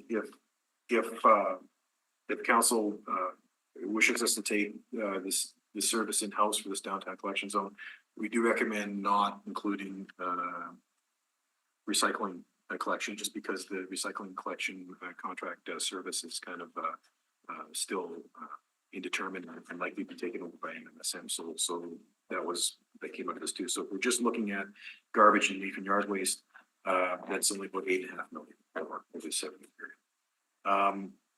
The other things to flag is that it's not exactly an apples to apples comparison with existing service, and that's just some realities of the size of the zone. In the simplest terms, if we have in-house staff to do this zone, we want them to work all week long. So we'd have to do 5 different collection days in that smaller zone. One of the things that would change is that right now we target collection on Thursdays and Fridays to try to keep waste material low over the weekend. Part of it discourages arson, yes, but we wouldn't be able to do the whole area in those 2 days either. We'd have to spread it out to keep folks utilized all week long. So there are a few changes like that a little bit. One of the things too is we were asked to look at what additional services could be done in terms of downtown area for things like encampments, that sort of stuff. That costing would not be that's over and above this costing. Like the costing numbers in here are set out for a comparison of just taking this service in-house, what we have now, the residential collection. We did include some information on a bit of an industry screen on there in terms of what Vancouver does. They have a layered services approach in their downtown. That is stuff we are potentially looking at through other task force work that we're doing with the other departments. But just wanted to be clear that that's not, these 2 options here don't include some increase in layered service. It's just curbside collection in that downtown zone. Yeah, so there's we used some escalations based on historical escalations, and then did some sensitivity analysis on contract prices. That data is included in some of the charts. Yeah, Mike, do you want anything else you want to highlight on this? No, I mean, this is not the first time we've gone down this path. I think it's important to highlight too that the initial costing was done with CUPE. They put their representative, financial representative to work with our group to, when we're working on the pilot costing. So really all this is a refresher of the numbers with current costs for fleet, wages, additional FTEs that are required. So it's, that's really, it's all this was. Okay, so I got questions. Me too, fire away. Okay, so I want to see us do this, I think it's incredible that we don't do this. That's why we can't really do consolidation waste because we don't have the vehicles or the manpower to do it. So we basically have city staff doing that work in other departments. So I think we should bring this in-house. Would it be less complicated if we took out the downtown areas? Or is that gonna stop us again? If downtown areas is your kind of where you guys are concerned because of arson, which I think having an in-house component will actually help us because we're, but anyways, would you support it more with us using different communities instead of the downtown? Because you're worried about the arson risk and you have to want to do the 5 days a week pickup. I don't know if it's necessarily a question of support, like we would, if Willow counsels to bring us in-house, we'd support that. I think what we're trying to do with the report here is make sure that you have the information to make a decision. We just want to make sure that to do that, we're gonna need a budget increase, is what we're saying. We're flagging that our best calculations are that we would need more money to do this. And so if that's. That aside, for us to do this, would you prefer us doing the downtown or would you prefer us looking at a different routes because of the arson? I think it's probably not the ideal area to get back into this. Okay. I would agree with that statement. As far as what makes sense, if you want it to be a portion of the commercial, of the residential contracts, or if you want to do it, and we can go back to the front load contracts. I think the challenge here is and I know it was mentioned in one of the delegates that, with the whole cross smattering and they have mixed components, those jurisdictions that have mixed components weren't all private and then gone back. They started out with full in-house and then sectioned off or coordinated off some of their things to private. And it's a much easier thing to do. It's less costly. You don't have the upfront capital costs. So every time we look at this, because the decision that was made way back in time to go all private, you're now having to get back into the game. And it's just that's why you're seeing what you're seeing. It's not, I know it was insinuated that we're dead set against having QP coming in-house. That's not the case. We're just highlighting the cost. This is what it is. Fair enough. As far as what contract makes sense, the front loads were on the discussion for the previous ones. They make sense. Sectioning out, similar to what Calgary did, picking a section of the city out, that would take a little bit of work. It'd just be redesigning the current or the remaining contracts. But yeah, it's entirely up to you folks. I gotta step in there. I think Ottawa did get back into the game. I don't think that's accurate. No. Calgary, I give you, it was all in-house and then the chunks went out. Ottawa, because I've done it's always come up. So I spent a lot of time just studying what was going on, what happened in Ottawa. And Ottawa they had gone down to 3 zones. They had more zones before. The difference in Ottawa was QP always had the opportunity to bid on contracts. So when RFPs went out, QP would actually submit a bid. It was done by the administration. There was a group was segregated out from their administration. They brought a fairness commissioner in to evaluate the bids. And then contracts were awarded. In some cases, QP was given, some cases QP wasn't. The downtown area was a very difficult one, and they were not getting anybody bidding on the downtown area. So QP was continuing given that zone. When they did their rezoning just recently, they've gone down to 3 zones. They've made QP permanent. So they've told QP those positions that were part-time or considered part-time FTEs are now going to be made full-time. With the exception, the other 2 zones will remain private, and QP will no longer be putting bids in on those 2 contracts when they come up. So there was a substantial change, but QP was always in play at with Ottawa. Calgary was full QP. I've been there too, and I had a meeting with the union and management back in 2016, and they got back, they had to go and buy trucks, like the private operator went under in the downtown. Like they stopped operating, so they did have to go back. I'm just going by what I've been able to read and get caught up on. So from what drove them to go the way they went. I mean, now they've they've shrunk it to 3 zones. Yeah.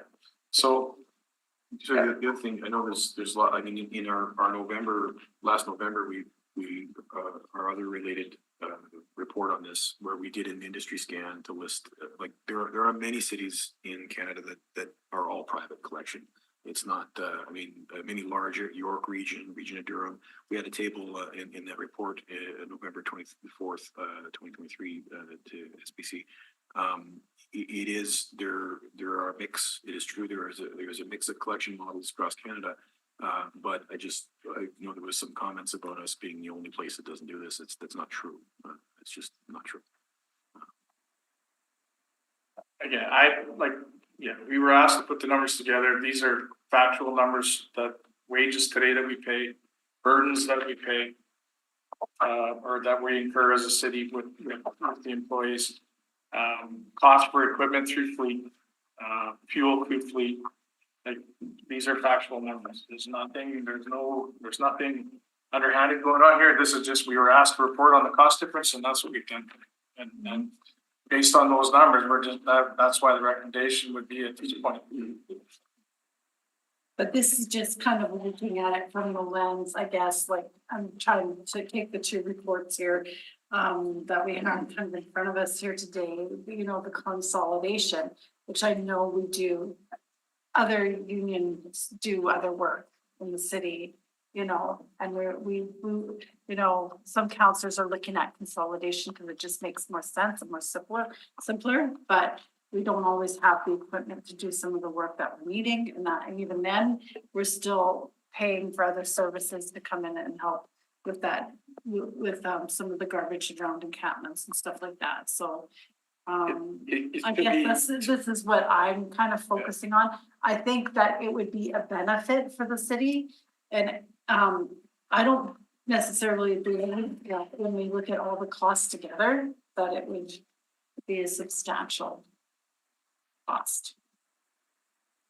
Again, until you actually get in and do it, I mean, we do have the opportunity. We're watching what's happening in Calgary.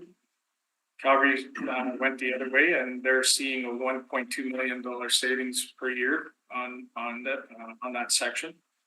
It is 91,000 homes that they're doing on a biweekly basis, so it's basically they're almost half, so 35,000, which is what we were recommending in our report. So I think there's some correlation there. So, and on the equipment piece, I just want to caution that the type of equipment that we bring in to do residential may not work for the stuff that Public Works is doing. It's a different. Yeah, that's fair. So very fair comment. So you'd have to look at what we want to continue down this path. It would have to be, if that's what your goal is to be able to bring in equipment that we can use on some of this other stuff. We'd want to make sure that aligns somewhat with that. Fair comment. I'm looking at the cost comparison. I see that we've got administration salaries. Do we not have administration looking after the contract? It's a smaller scale. We don't we now would have staff and equipment and people. It's a different supervisory level that you're going to. So you need outside of what we do today. We have contract administrators. We have someone that administers the contract, but we don't physically supervise and manage their employees. That's done by the contractor. So now when you bring it in house, that comes to you. So you need to account for them.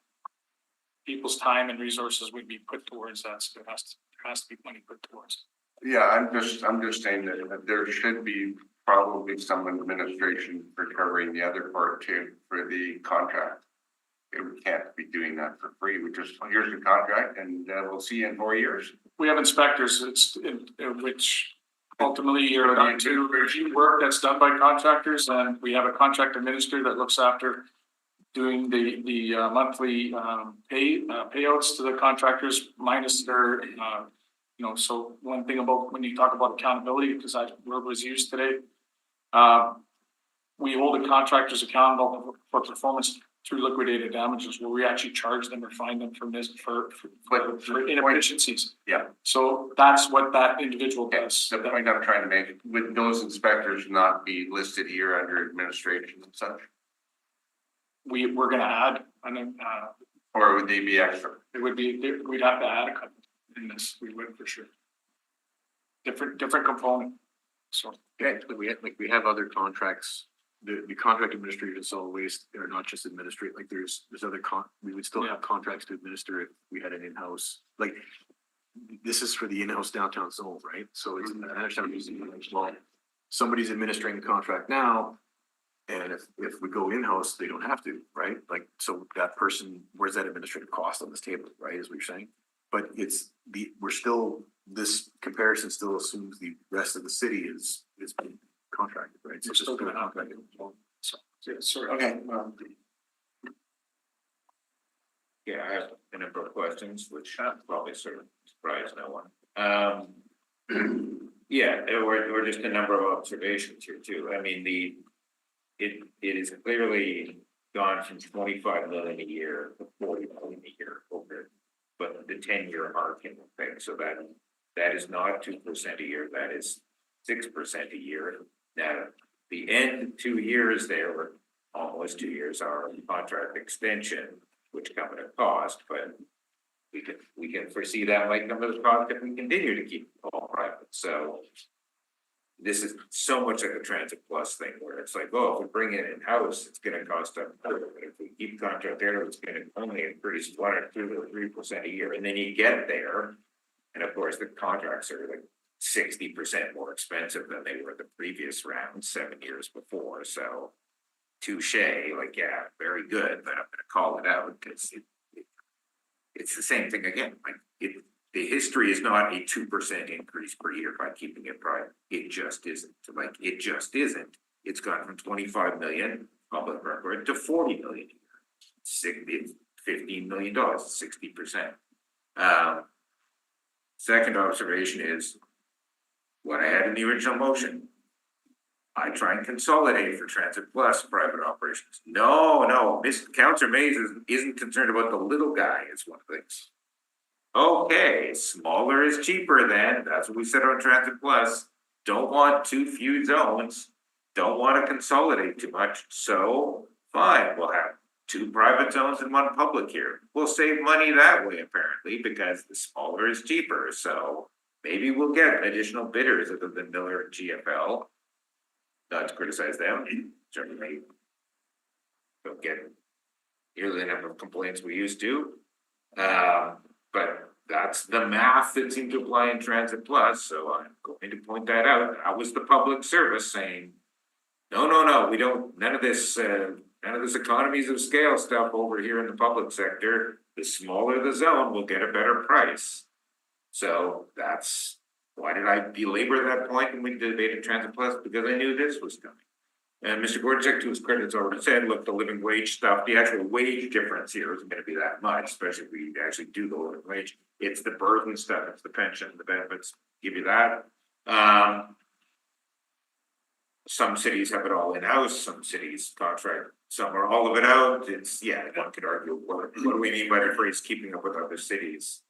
Can be in the eye of the beholder here. Could you be 2 more things, 3 more things, one of which is an actual question. People said to me, well, you'd be giving QP a more powerful strike weapon. Well, not necessarily, because A, we can say we think garbage is essential. Maybe Delbridge will say we don't, then it'll go to an arbitrator to decide what's essential if there's actually a strike. Or the private operator could also strike, they could unionize, so there's no giving away of a strike weapon here. I am baffled by the pro arson insinuations in here. We can just design the zone a little differently. That's what was in my motion. Leave the stuff that's in Schreiersworth that gets picked up as part of the arson sweep. Okay, leave that out. Leave that to Miller or GFL. Like you can design the zone, and Council Gilroy's on this. Well, you you can, I think, minimize that concern about the arson.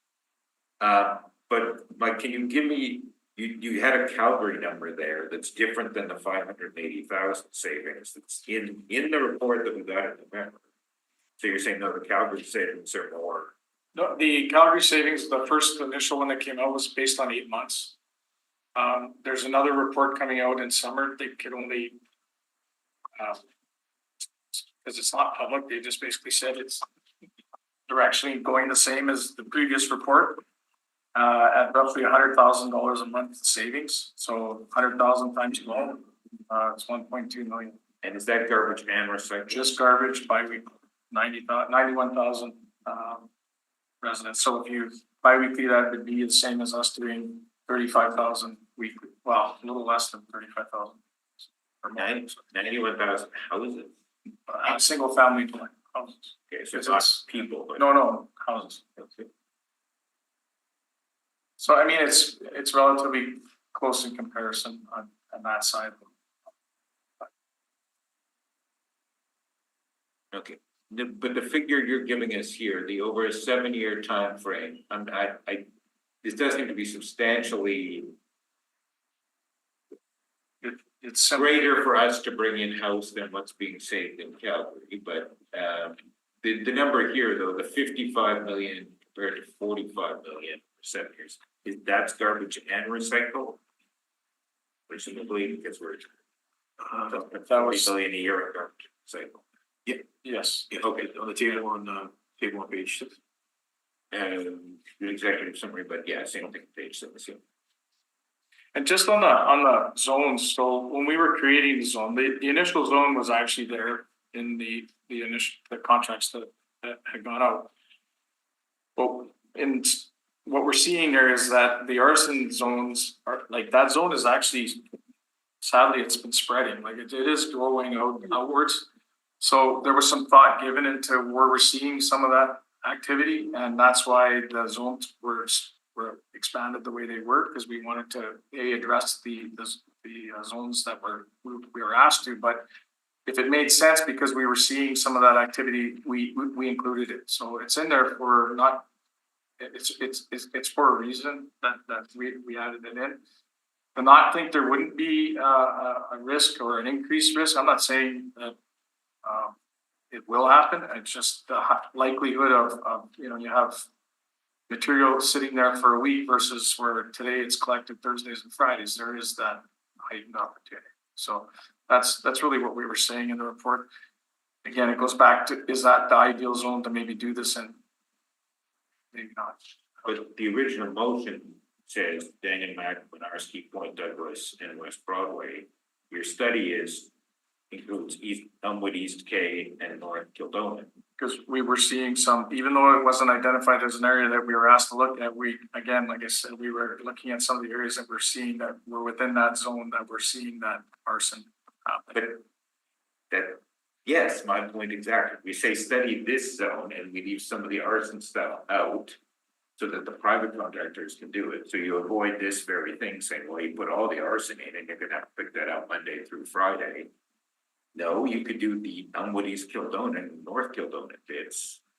Leave those with the private operators. Then they get swept into the study. It's like, well, you put all the arson stuff in and in with the in-house collection. We would bring the residential numbers down, and I mean, we'd have to look at it. We'd have to rejig the zone and then redo the calculations on the number of households within the new zone.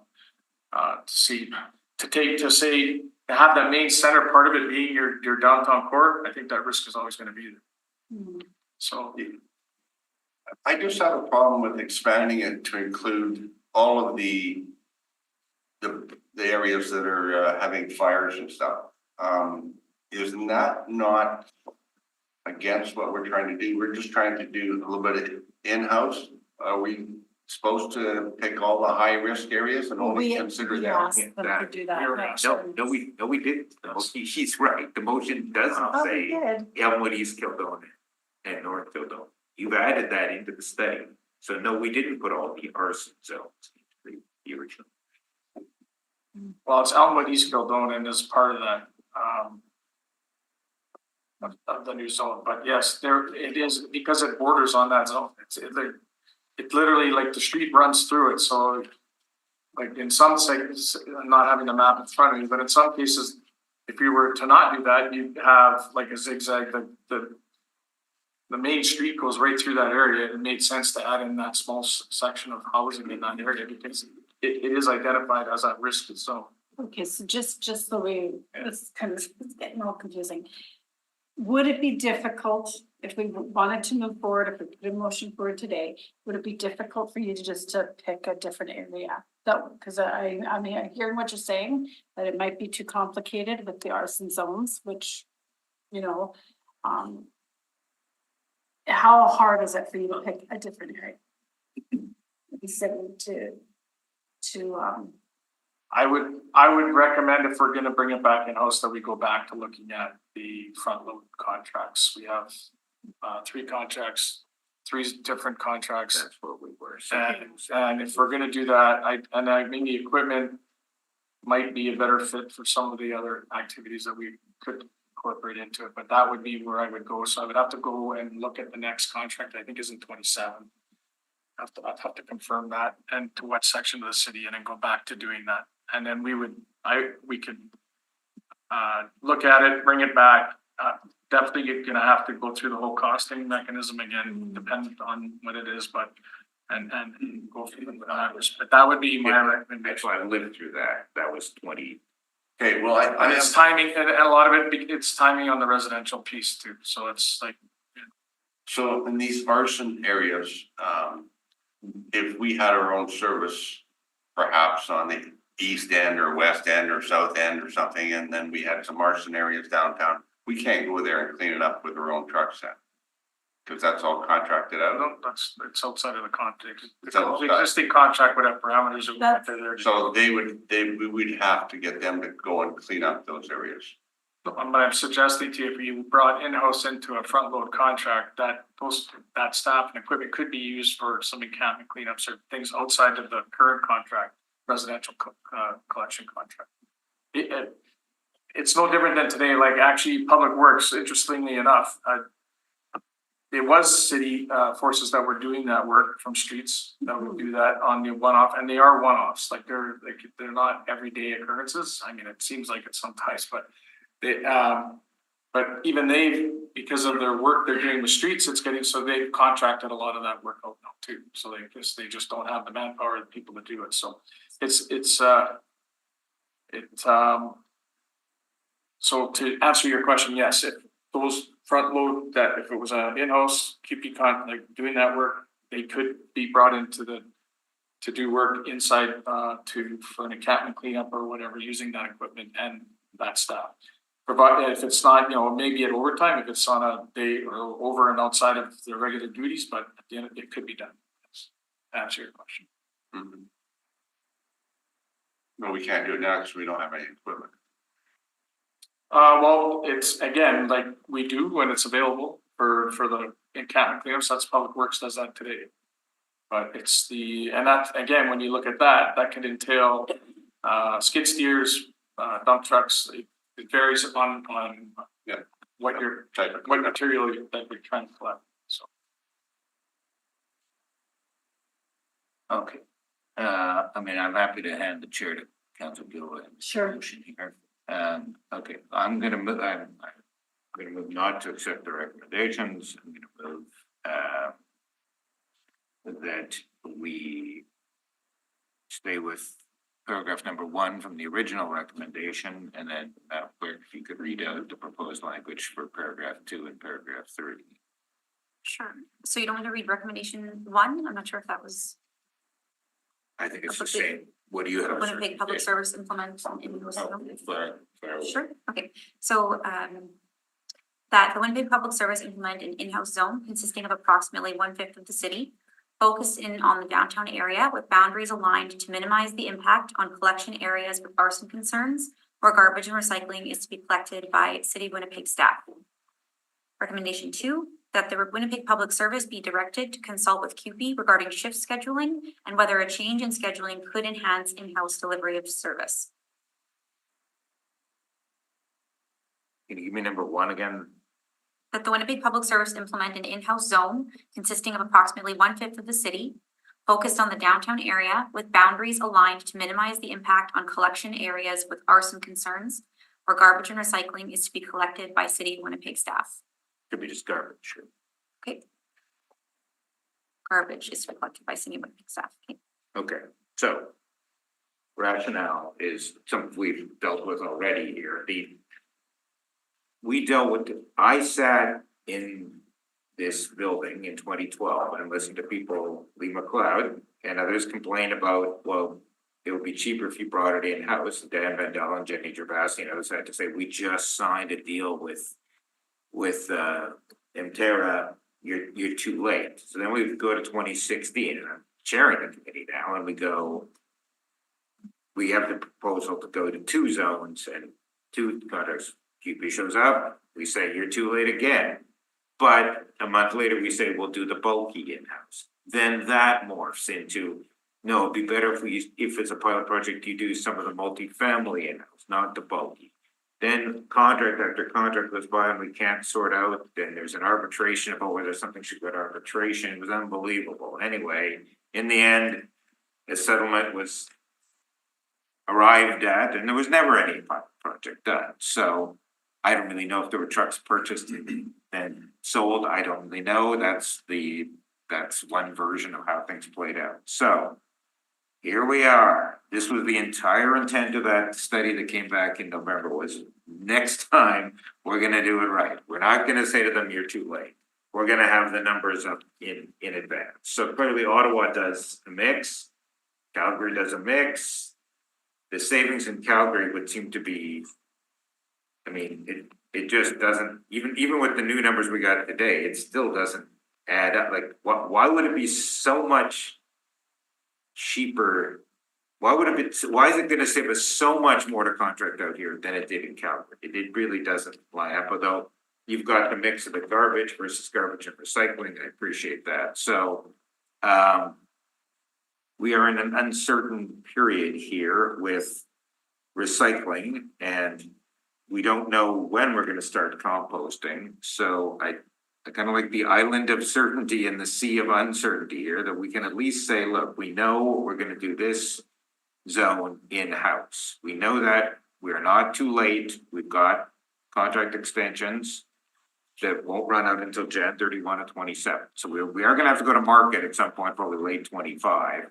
And we're gonna have to know if it's recycling or what, but at least we'll know when we do that, yeah, some of this is gonna be retained in-house. You've heard my, other cities do this. We're told in zoning debates, we gotta keep up with other cities. Same rationale applies then, friends. Yes, we should be keeping up with other cities and doing a mixed model. I won't belabor the Transit Plus points. In short, Lucy's great, man. Like Lucy did the finances here. I'm a great fan of Lucy. I just don't agree with the numbers here.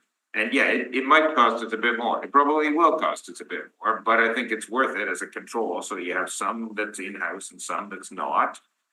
If it was such a terrible idea, why is Ottawa continuing to stay with it when they could have gotten rid of it? Why didn't Toronto go all private when Rob Ford was the mayor? There's reasons why cities have this mixed model. So this will come down to a 7-9, 9-7, 8-8 vote at council, I suppose, but I think we should play it out, and at least we'll do it this time before we go to market rather than after going to market. So I do continue to believe we should bring some of this in-house. I appreciate you're not trying to promote arson, nor are we who are voting, but maybe you have to squeeze in a little bit more of Councillor Gilroy's, maybe you do take a chunk of some other area and that leaves the arson zone to be done by the private contractor on the Thursday, Friday. I get you're trying to do something here, but this is solvable. Yeah, just so you know, in each section, that doesn't mean that that's all arson. It's just a Right. portion of the street. Yeah. Yeah, so I just want to be clear. It when you're establishing boundaries and you're putting a contract like knowing that contracts have to still continue outside of this zone, you're trying to make it workable and easily identifiable when it's not. So it's only 20% of the city and it's only garbage, because recycling, we may have to have this debate on recycling, but we don't know what the hell's going on. Frankly, we're waiting for the province on recycling, so that is. Okay, so that's the motion. All in favor? I, Aye. Motion's carried. All right. Oh, we knocked off the big ticket stuff, I think. Well, no, we still have conflicts to go. Good Lord. Heavy agenda. Okay. So, where are we next? Number 8. Item Out of number the 8. frying pan into garbage consolidation. Yes. This report is a follow-up on again, multiple motions that came through last year. So we're here to report back on this. So the recommendation here is not to consolidate operations, because not to consolidate operations into one department. I want to lead off by saying the council adopted strategic priorities action plan does have an item to say consolidate departmental responsibilities for garbage collection in one city department. We have done that administratively. In terms of Sorry, you're in mid-flight, and I apologize. Just for clarity on the previous item, though the critical path is shown as ending here, the clerk says rather strongly pointed out over the last 2 days that the critical path should go EPC council. Correct. Okay, I will go so up to council. Number 7, the public and private overview of garbage and recycling collection. was that there? It wasn't. Yeah, the critical path of the port says that it ends here, but it actually should read that it should go up to council. Okay. Yeah. Not my idea. No, that's, sorry, so, that's okay, oh, yeah, important detail. So to continue with the consolidation, yeah, there's a strategic action plan that says, consolidate departmental responsibilities into one city department. And I just want to highlight that we have consolidated responsibilities administratively so that for the customer experience or the counselor's office experience, any work request or concern or issue that relates to garbage comes to water and waste. Through 301 or through emails, however it gets to us, it will come to water and waste, and water and waste is responsible for coordinating, addressing that issue. Operationally, that means that we still utilize other departments in certain situations. Yeah. And the defense of that is that it's a better utilization of resources. It prevents staff and resources. Yes. The simplest example is equipment. Public Works has some equipment that spends, it is 95% of its time doing one function. If it's a tandem truck or a front end loader, then when the other 10% of the time we're using it to help pick up abandoned waste or this sort of thing, it's a better utilization rate for those staff, and to amalgamate operations into water and waste would mean that we'd have to duplicate some of those staff positions, duplicate some of that equipment. So on an operational level, we want to make best use of the equipment and staff we have now.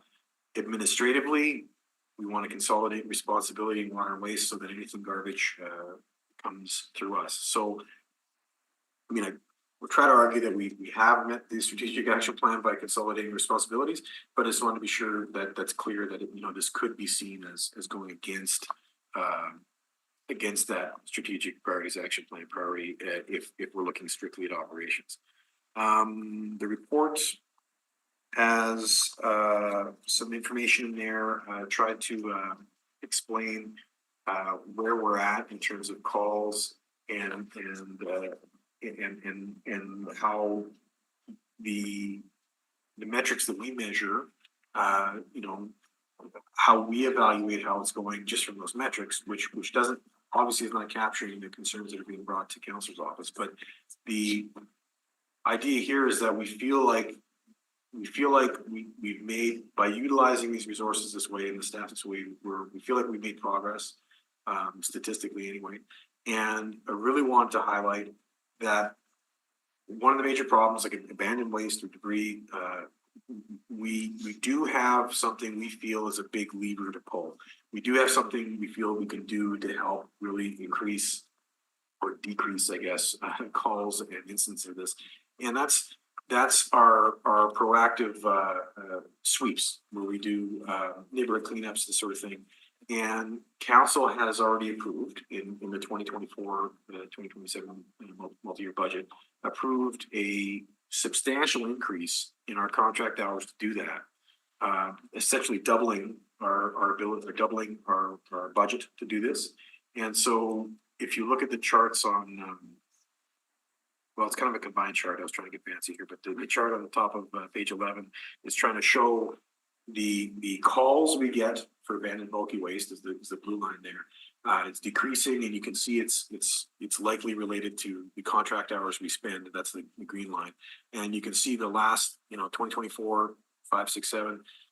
We have this huge increase in these contract hours. That's already in our budget. That's approved by council. So part of the recommendation here, or the suggestion of the report here, is to let us monitor how this goes. If it continues to improve and to reduce the abandoned bulky waste requests, and I believe we're actually recommending reporting back on this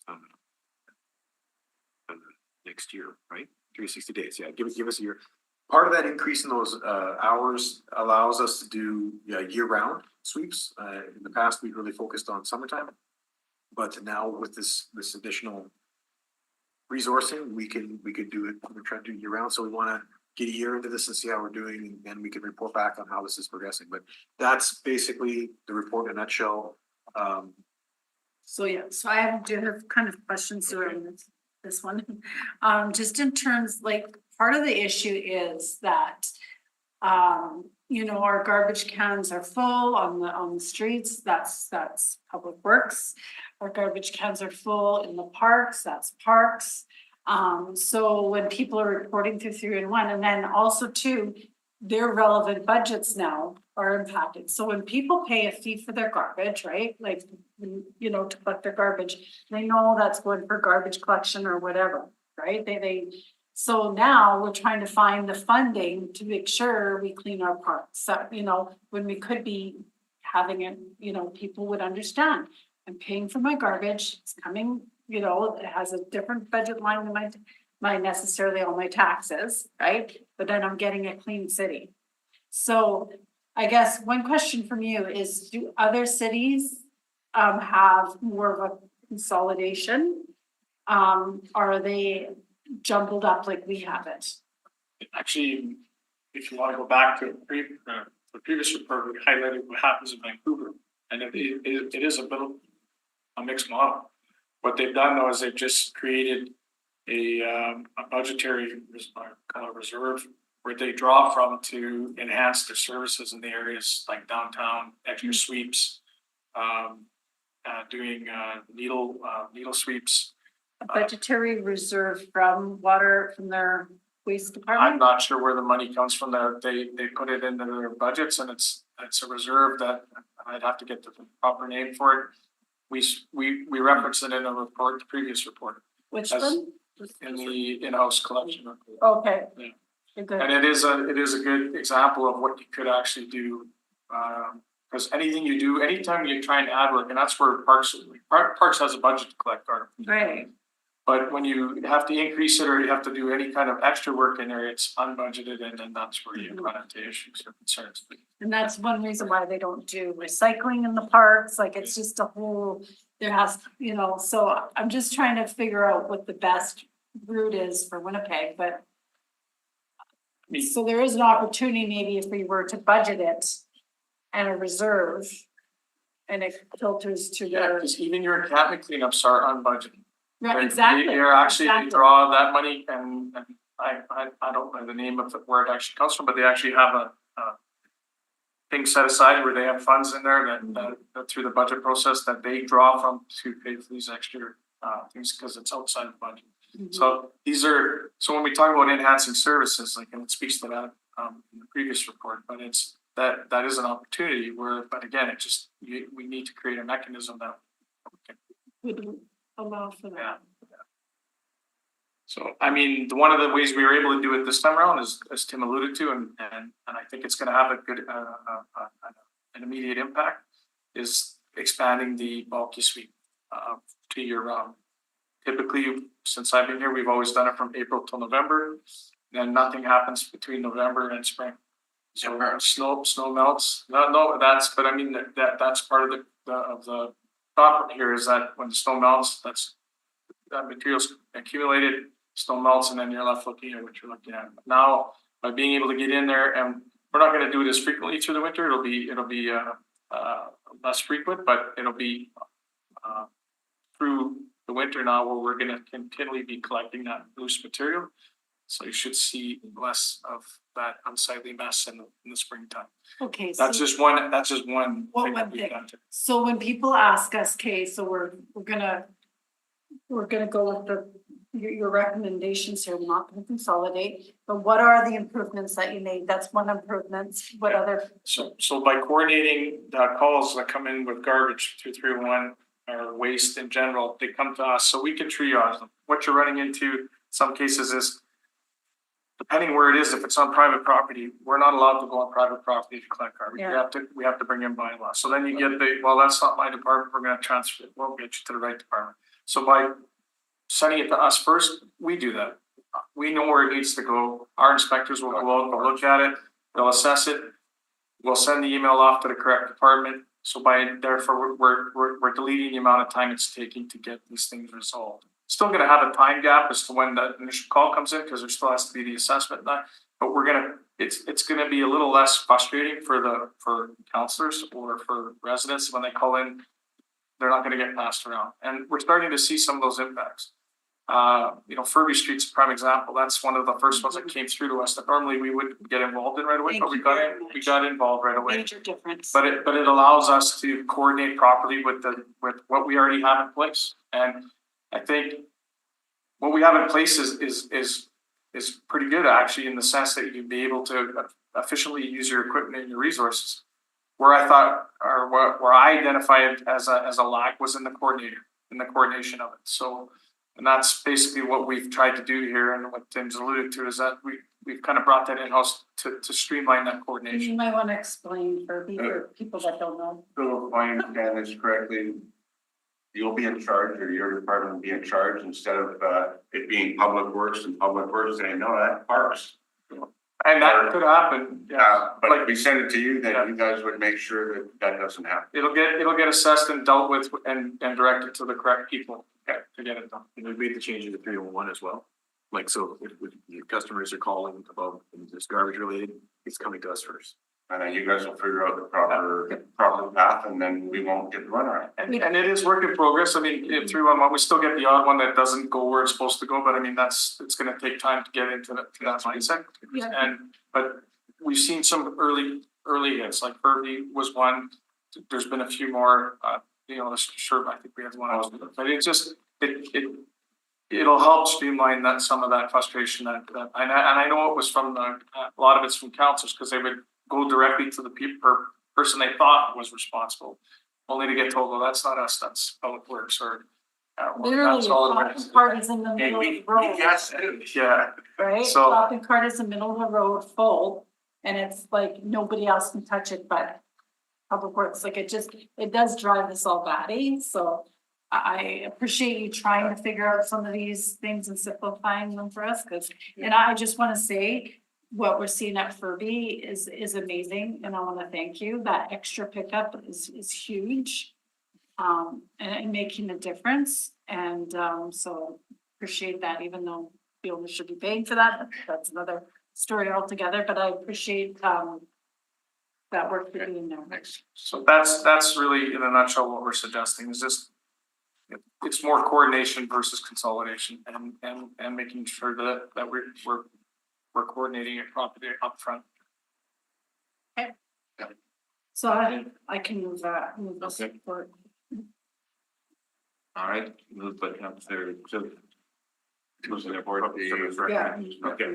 Moved by Council Gilroy, all those in favor? Aye. Aye, that's carried.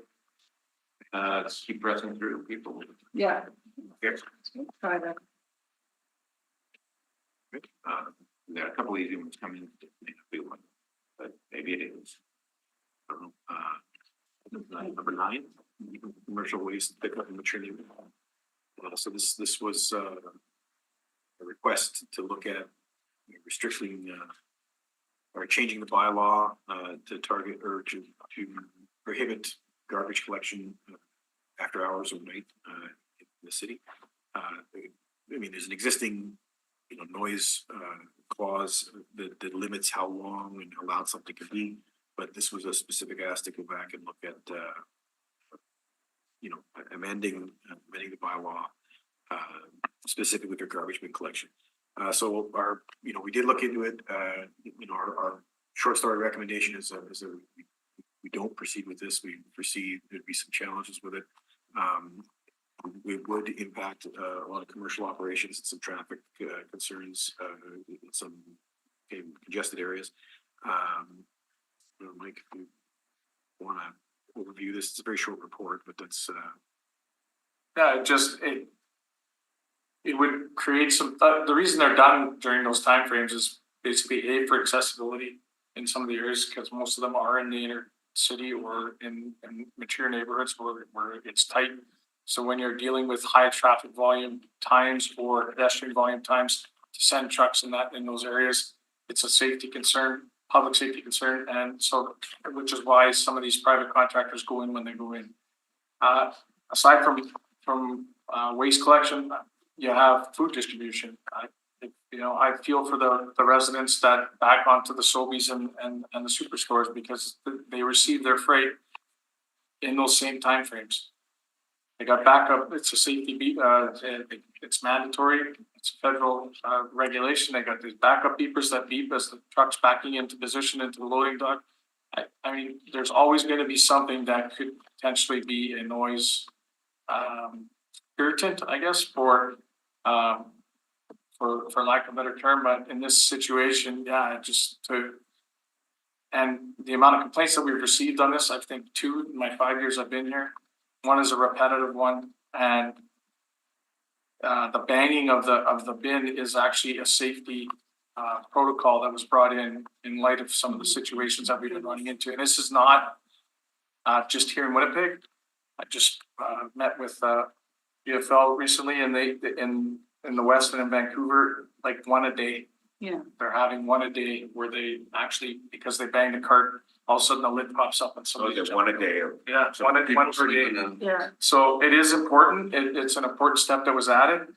And it, even with that, yes, it fits within the exception to allow them to operate during those timeframes. So we're just recommending the ability to collect at that time is important, and it's essential for them to operate properly and safely. So. Okay. Thank you. Yeah, so I've had one and it continues, but I've had one. So maybe that's in addition to the 2, or maybe it's one of the 2, I don't know, but yeah. Yeah. I can move this. Sure, okay. I'd like this report to be received as information. Thank you. All those in favor? Aye. Contrary, that's carried. Number 10 is a layover request. Yeah, extension of 90 days. Okay, so moved. All those in favor? Aye. Contrary, that's carried. And because we talked so much about this report already, I mean, I'm okay to just move the comprehensive, are we on comprehensive integrated management? No, green card program, progress of program development. Oh, okay. Well, that one's good. Can I add one? I would like to add one, maybe I pass circulate the idea. Yeah, we have touched a bit around about the green card. I think it's a half step forward. I'd like a dollar figure, but we don't have that yet, but at least it's a step forward. We're saying this is what we'll pick up. we're saying, I guess I'll have one question. I would like some sort of provision put in about talking to Waste Connections about that outdoor pad at Prairie Green. It's the person speaking said they can handle like maybe 5,000 tons, generate 26, so this might be a pipe dream. Or it might not be, I don't know, maybe we could do something that would allow us to pick up in 28, 29, drop it there, while we're building a bigger, or private sector is building a proper facility.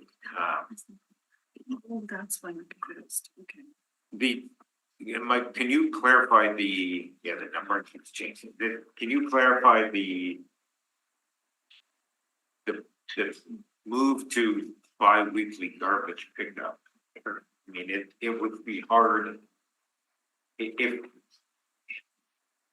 well, you don't need to do that before you go to composting. You probably, I'm not sure why we wouldn't just do it when we go to composting, because wouldn't it be tricky to, or maybe, I don't know how you write that into it. So, Or maybe it's the next rotation to do it. so part of it, so there's kind of three reasons, the word transition is used. So it's, and it's there for a reason, and one of the two of the biggest reasons why you don't want to go start your organics program and go right to bi-weekly garbage collection is you can do some serious damage to your recycling and your new organics program that's starting because of the potential of weight of contamination. People aren't used to it yet. Right. And our pilot demonstrated that on the onset of the rollout of this program, we could probably expect participation to be about 35%, 38%. So now you've got the other, 62% or 63% of the of the residents that don't necessarily think the same way as the 30 or 35% do. So they're just going to put their garbage in the bin that's getting collected that week. And so you could cause some harm to your existing programs that are, and our recycling program is very good. And then you could also set your organics program back with that contamination and the troubles it causes at the processing level. So that's one reason why you won't do both at the same time in this particular scenario. The transitioning is really, it's about giving the organics an opportunity to mature and work out some of the kinks early in the rollout. And then looking at doing it in that second year where you're transitioning into bi-weekly, obviously to be some educational components to it. Yeah, and you'll start to see too, like incrementally, you're gonna start to see your participation will rise with that program as it goes along. In one of the survey questions, and it was alluded to in one of the presentations in delegation, there is a large support to having a green card program. Some people are unsure of it. So if you roll it out and it's not a positive experience, you could lose that potential to bring them on side, and it's even harder to get them back once that's happened. So those are just some of the reasons why you don't want to do both right at the same time. We definitely, I think I said it on one of the interviews I did, it is definitely on the radar. The timing of it will be dependent on the rollout of the program. So that's my concern, I think on the time frame, and I did kind of read the report on kind of what the market report here. What the market is saying in terms, I got questions around, like to speed it up. I know that they would have to purchase land, and that's a big kind of issue. Could the city look at, if we had the land, I think we do. Could the city look at leasing our land and then having the building on our leased land, like a 100-year lease or whatever we do, just in terms of, so they didn't have to try to find the land to get. Is that something? Our project team is looking at that. Okay. As an option. Okay. Yeah. No, it's part of it. And again, really what this does, like, we're going to continue moving. I mean, obviously we need to get approval to move forward on the interim plan, as well as taking the next steps with the RFQ and the RFP. So some of the things that you're wanting will start to get flushed out now that we're getting into the weeds a little bit more. But that is something that our group has reached out to property and development to see how that works. And I guess too, in the report, it also talked about how it could be beneficial for, and I want to thank Councilor Mays before I say that, because yesterday at council, he really said, council, we need to, if we want to do something on climate change, we need to push for it and we need to put the money in and make some tough decisions. And I know in your report, you talked about, you know, there might be an interest to make it more palatable. It might be an interest for the gas capturing of not only of the organics plant, but maybe even to do something with the gas capturing of our landfill as well. So, like, are we worried about, proponents, like, getting enough bidders for the project? We're actually gonna go into this, technology agnostic, so we're leaving it wide open. Okay. And in the initial RFQ phase. And because, yeah, I think, and that's one of the reasons why one of the recommendations is that, yeah, it's environmental benefits versus cost, right? Okay. So, because there's no question, AD is more expensive.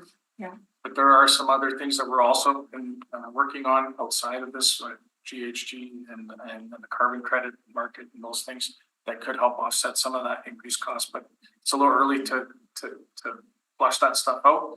But yeah, AD is typically a little more expensive, but it's the best bang for your buck when you're looking at reducing your greenhouse gas emissions. And Compost is the cheaper. And one more, I know, I'm sorry then. But this is exciting, really exciting. So just in the meantime, because we don't have our organics program, and of course we want to try to get people on board. I know that, you know, we're gonna have Compost Winnipeg helping us out, which is really good with some bins. Now, the 4R people, how is that gonna work? So are we gonna allow for commercial organics there too, or is it just gonna be More residential depots are there for residential only? purposes only. They're Okay, funded through the yeah. waste diversion fee, which is paid by single family homes, and that's still gonna be maintained. So people would be allowed to bring their Yes. organics there. Would it be just kitchen organics or could it be yard and waste? Everything that we had in our pilot. In your, okay, Might be worth highlighting what you're approving today, like what would one of the things we're green lighting here is this, you know, the structure of the merchant facility program, that, you know, curbside collection, working towards bi-weekly service. But very importantly, that environmental benefits are going to be our stated primary goal when we go out to market, as Mike just mentioned. Also, we're asking for a $9 per residential and non-residential property locked it in, but a $9 per year fee starting next January. Mhm. And that's the build up capital for car purchases. So that's one of the recommendations here. And this authorization for sole source service contract with Compost Winnipeg. It's about $160,000 a year. It inflates each year a little bit, but that's to receive the material at the community locations in the 4 depots. And the one project manager position, we refer to the budget process, I believe. So those are in the recommendations, just like. And the project manager is just a term position. It's just to develop and roll out the program. like, sorry, and I just, for, I know that Compost Winnipeg is gonna have it at some community centers, right, about that. Like, will Winnipeg facilities like Cindy Clausen, and Pan Am Pool and those types of facilities could be added there as well? I think there was some highlighted in the report that I was given. It was around community centers. So I think, you know, that would be work that we could coordinate with Compost Winnipeg on as to where and who those are. But It would be helpful. ultimately they're like, I mean, some of the community centers that were in the report, like I think I want to say it was Oxford Heights Community Club. There was there was community centers. So Yeah, and I think obviously it's up to 14 more. okay, So we can work with Compost Winnipeg on where those are. Ultimately, they're gonna enter into the contracts with those community centers with the bin, providing the bin and the collection. So Okay. it certainly can be looked at. okay. All right, well, I don't. No, just. Councilor Luke said she was pleased that I said on CBC, it's not gonna be $9 a year when this is done, it's gonna be like 10 times that possibly, so just so Yeah. people are aware, it's gonna be. Yeah, I mean, it's gonna be part of, rolled into our. Yes. That said, the going to garbage soften will shave down, so, Mhm. Yeah, we, the whole thing's moving. we do have a report pending later this year, for a solid waste financial model and solid waste fee, where we've got to look at a new fee structure to recover the cost of garbage collection. It's transferred off of tax ported. It's on the utility now. So, later this year, we've been asked to come back with a new garbage fee that will, likely, at some point, we're gonna have to look at amalgamating some of these, like the waste diversion fee and, a collection fee, and then some organics fee, like we'll probably end up with garbage. Yeah, it'd be like a waste management fee, similar to what Edmonton and Calgary have today. And All right. And I just, I think, we've been accused of being last to the table with bringing, an organics program forward. I alluded to this in one of the interviews I did too, was that, when sometimes being last isn't a bad thing, because it allows you to actually, learn from others' missteps and really puts you on a really good opportunity to roll out a very successful program on the onset. True. Yeah. so I'd be happy to move this. Ah, very good, and appropriate, Councilor Yeah. Gilroy's been very consistent, Chief. So, moved by Councilor Gilroy, all those in favor? Aye. Aye. So, we don't need a motion, the waste connection bit of that, we just take that as a verbal direction, Yeah, I can follow up on that. Yeah, that's, they've certainly contacted me, perhaps they may jabber away the media, but, yeah, but I think that's I probably should have put it in, but. They're currently licensed to handle, I think it was 5,000 or 6,000 tons, so that's why Compost Winnipeg said that they have the ability to expand their current, because they're nowhere near that yet, and I don't think we'll hit that with. I'd like to think we will, but on the onset. Willing to be yes. part of it. Yeah, so. That's at least worth looking at. On to number 12, request for expansion, would be reasonable. So moved? Yes. All in favor? Aye. It's carried. Number 14. Turn to the home stretch here at number 14. This is. Sorry, I just, the request for extension time was the CSO tunnel construction, right? That's the one? Yeah. Okay, and there was a. I'm on, you need On it? that? Next meeting, 30 days. Okay, yeah, okay, No, better, perfect, sorry. Okay. just wanted to- 30 days it is. Thank you. Remind me, Madam Clerk, when number 14 is again, though I voted on this 2 or 3 times already this week. Certainly on Monday, but it's been a long week. So the request from Riel, that the committee support a delegation of authority to the Director of Water and Waste to co-sign Save Our Seines Green Municipal Fund application. To undertake a feasibility study to implement green infrastructure and private property within the same river watershed. Tim, speak to that a bit. Sure, Ben. yeah, this Green Municipal Fund, there's a program set up by the federal government to, the Federation of Canadian Municipalities is set up to help nonprofits look at fund different projects for long-term climate resilience. But it requires nonprofits to have kind of a sponsor or co-sign of the municipality they're in. And Save Our Seine wants to take advantage of or apply to this program, and they need our co-signature. So we have they've spoken to us, and we would absolutely support it. They want to look at a feasibility study about private property green infrastructure, similar to like some of the watershed management plans that exist in other places, to maybe help with, look at the feasibility of what role private property green infrastructure could play, what kind of system could be set up, or rules or administration of that. Just a feasibility study on what they could do on private property, green barrels, green gardens, whatever, that would help with runoff.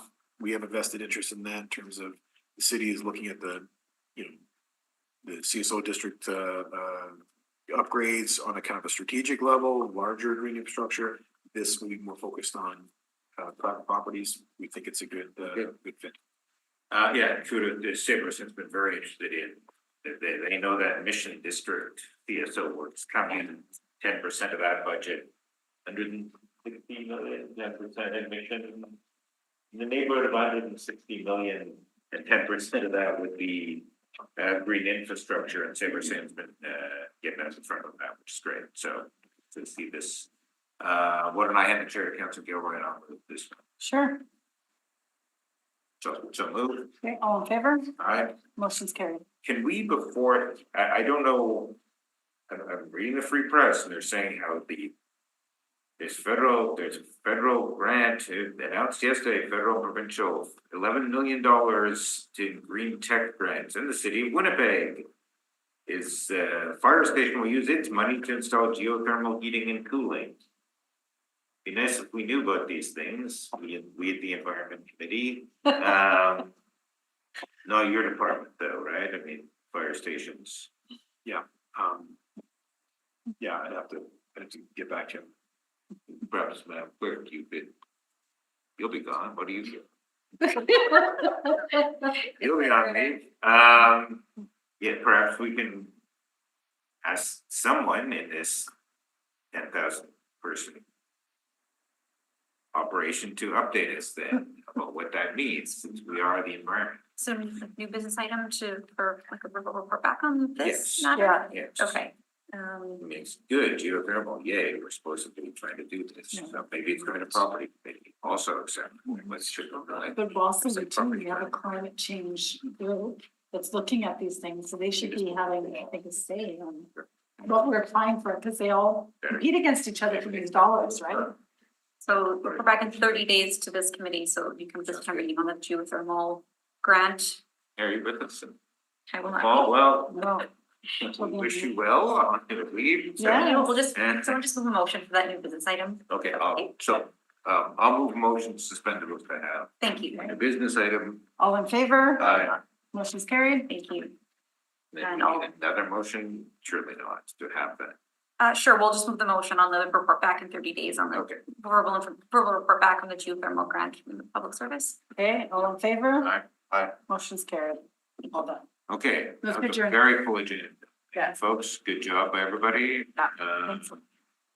Thanks very much, good job. All right, so Councilor Gilroy moves for adjournment, all those in favor? Aye. That is carried.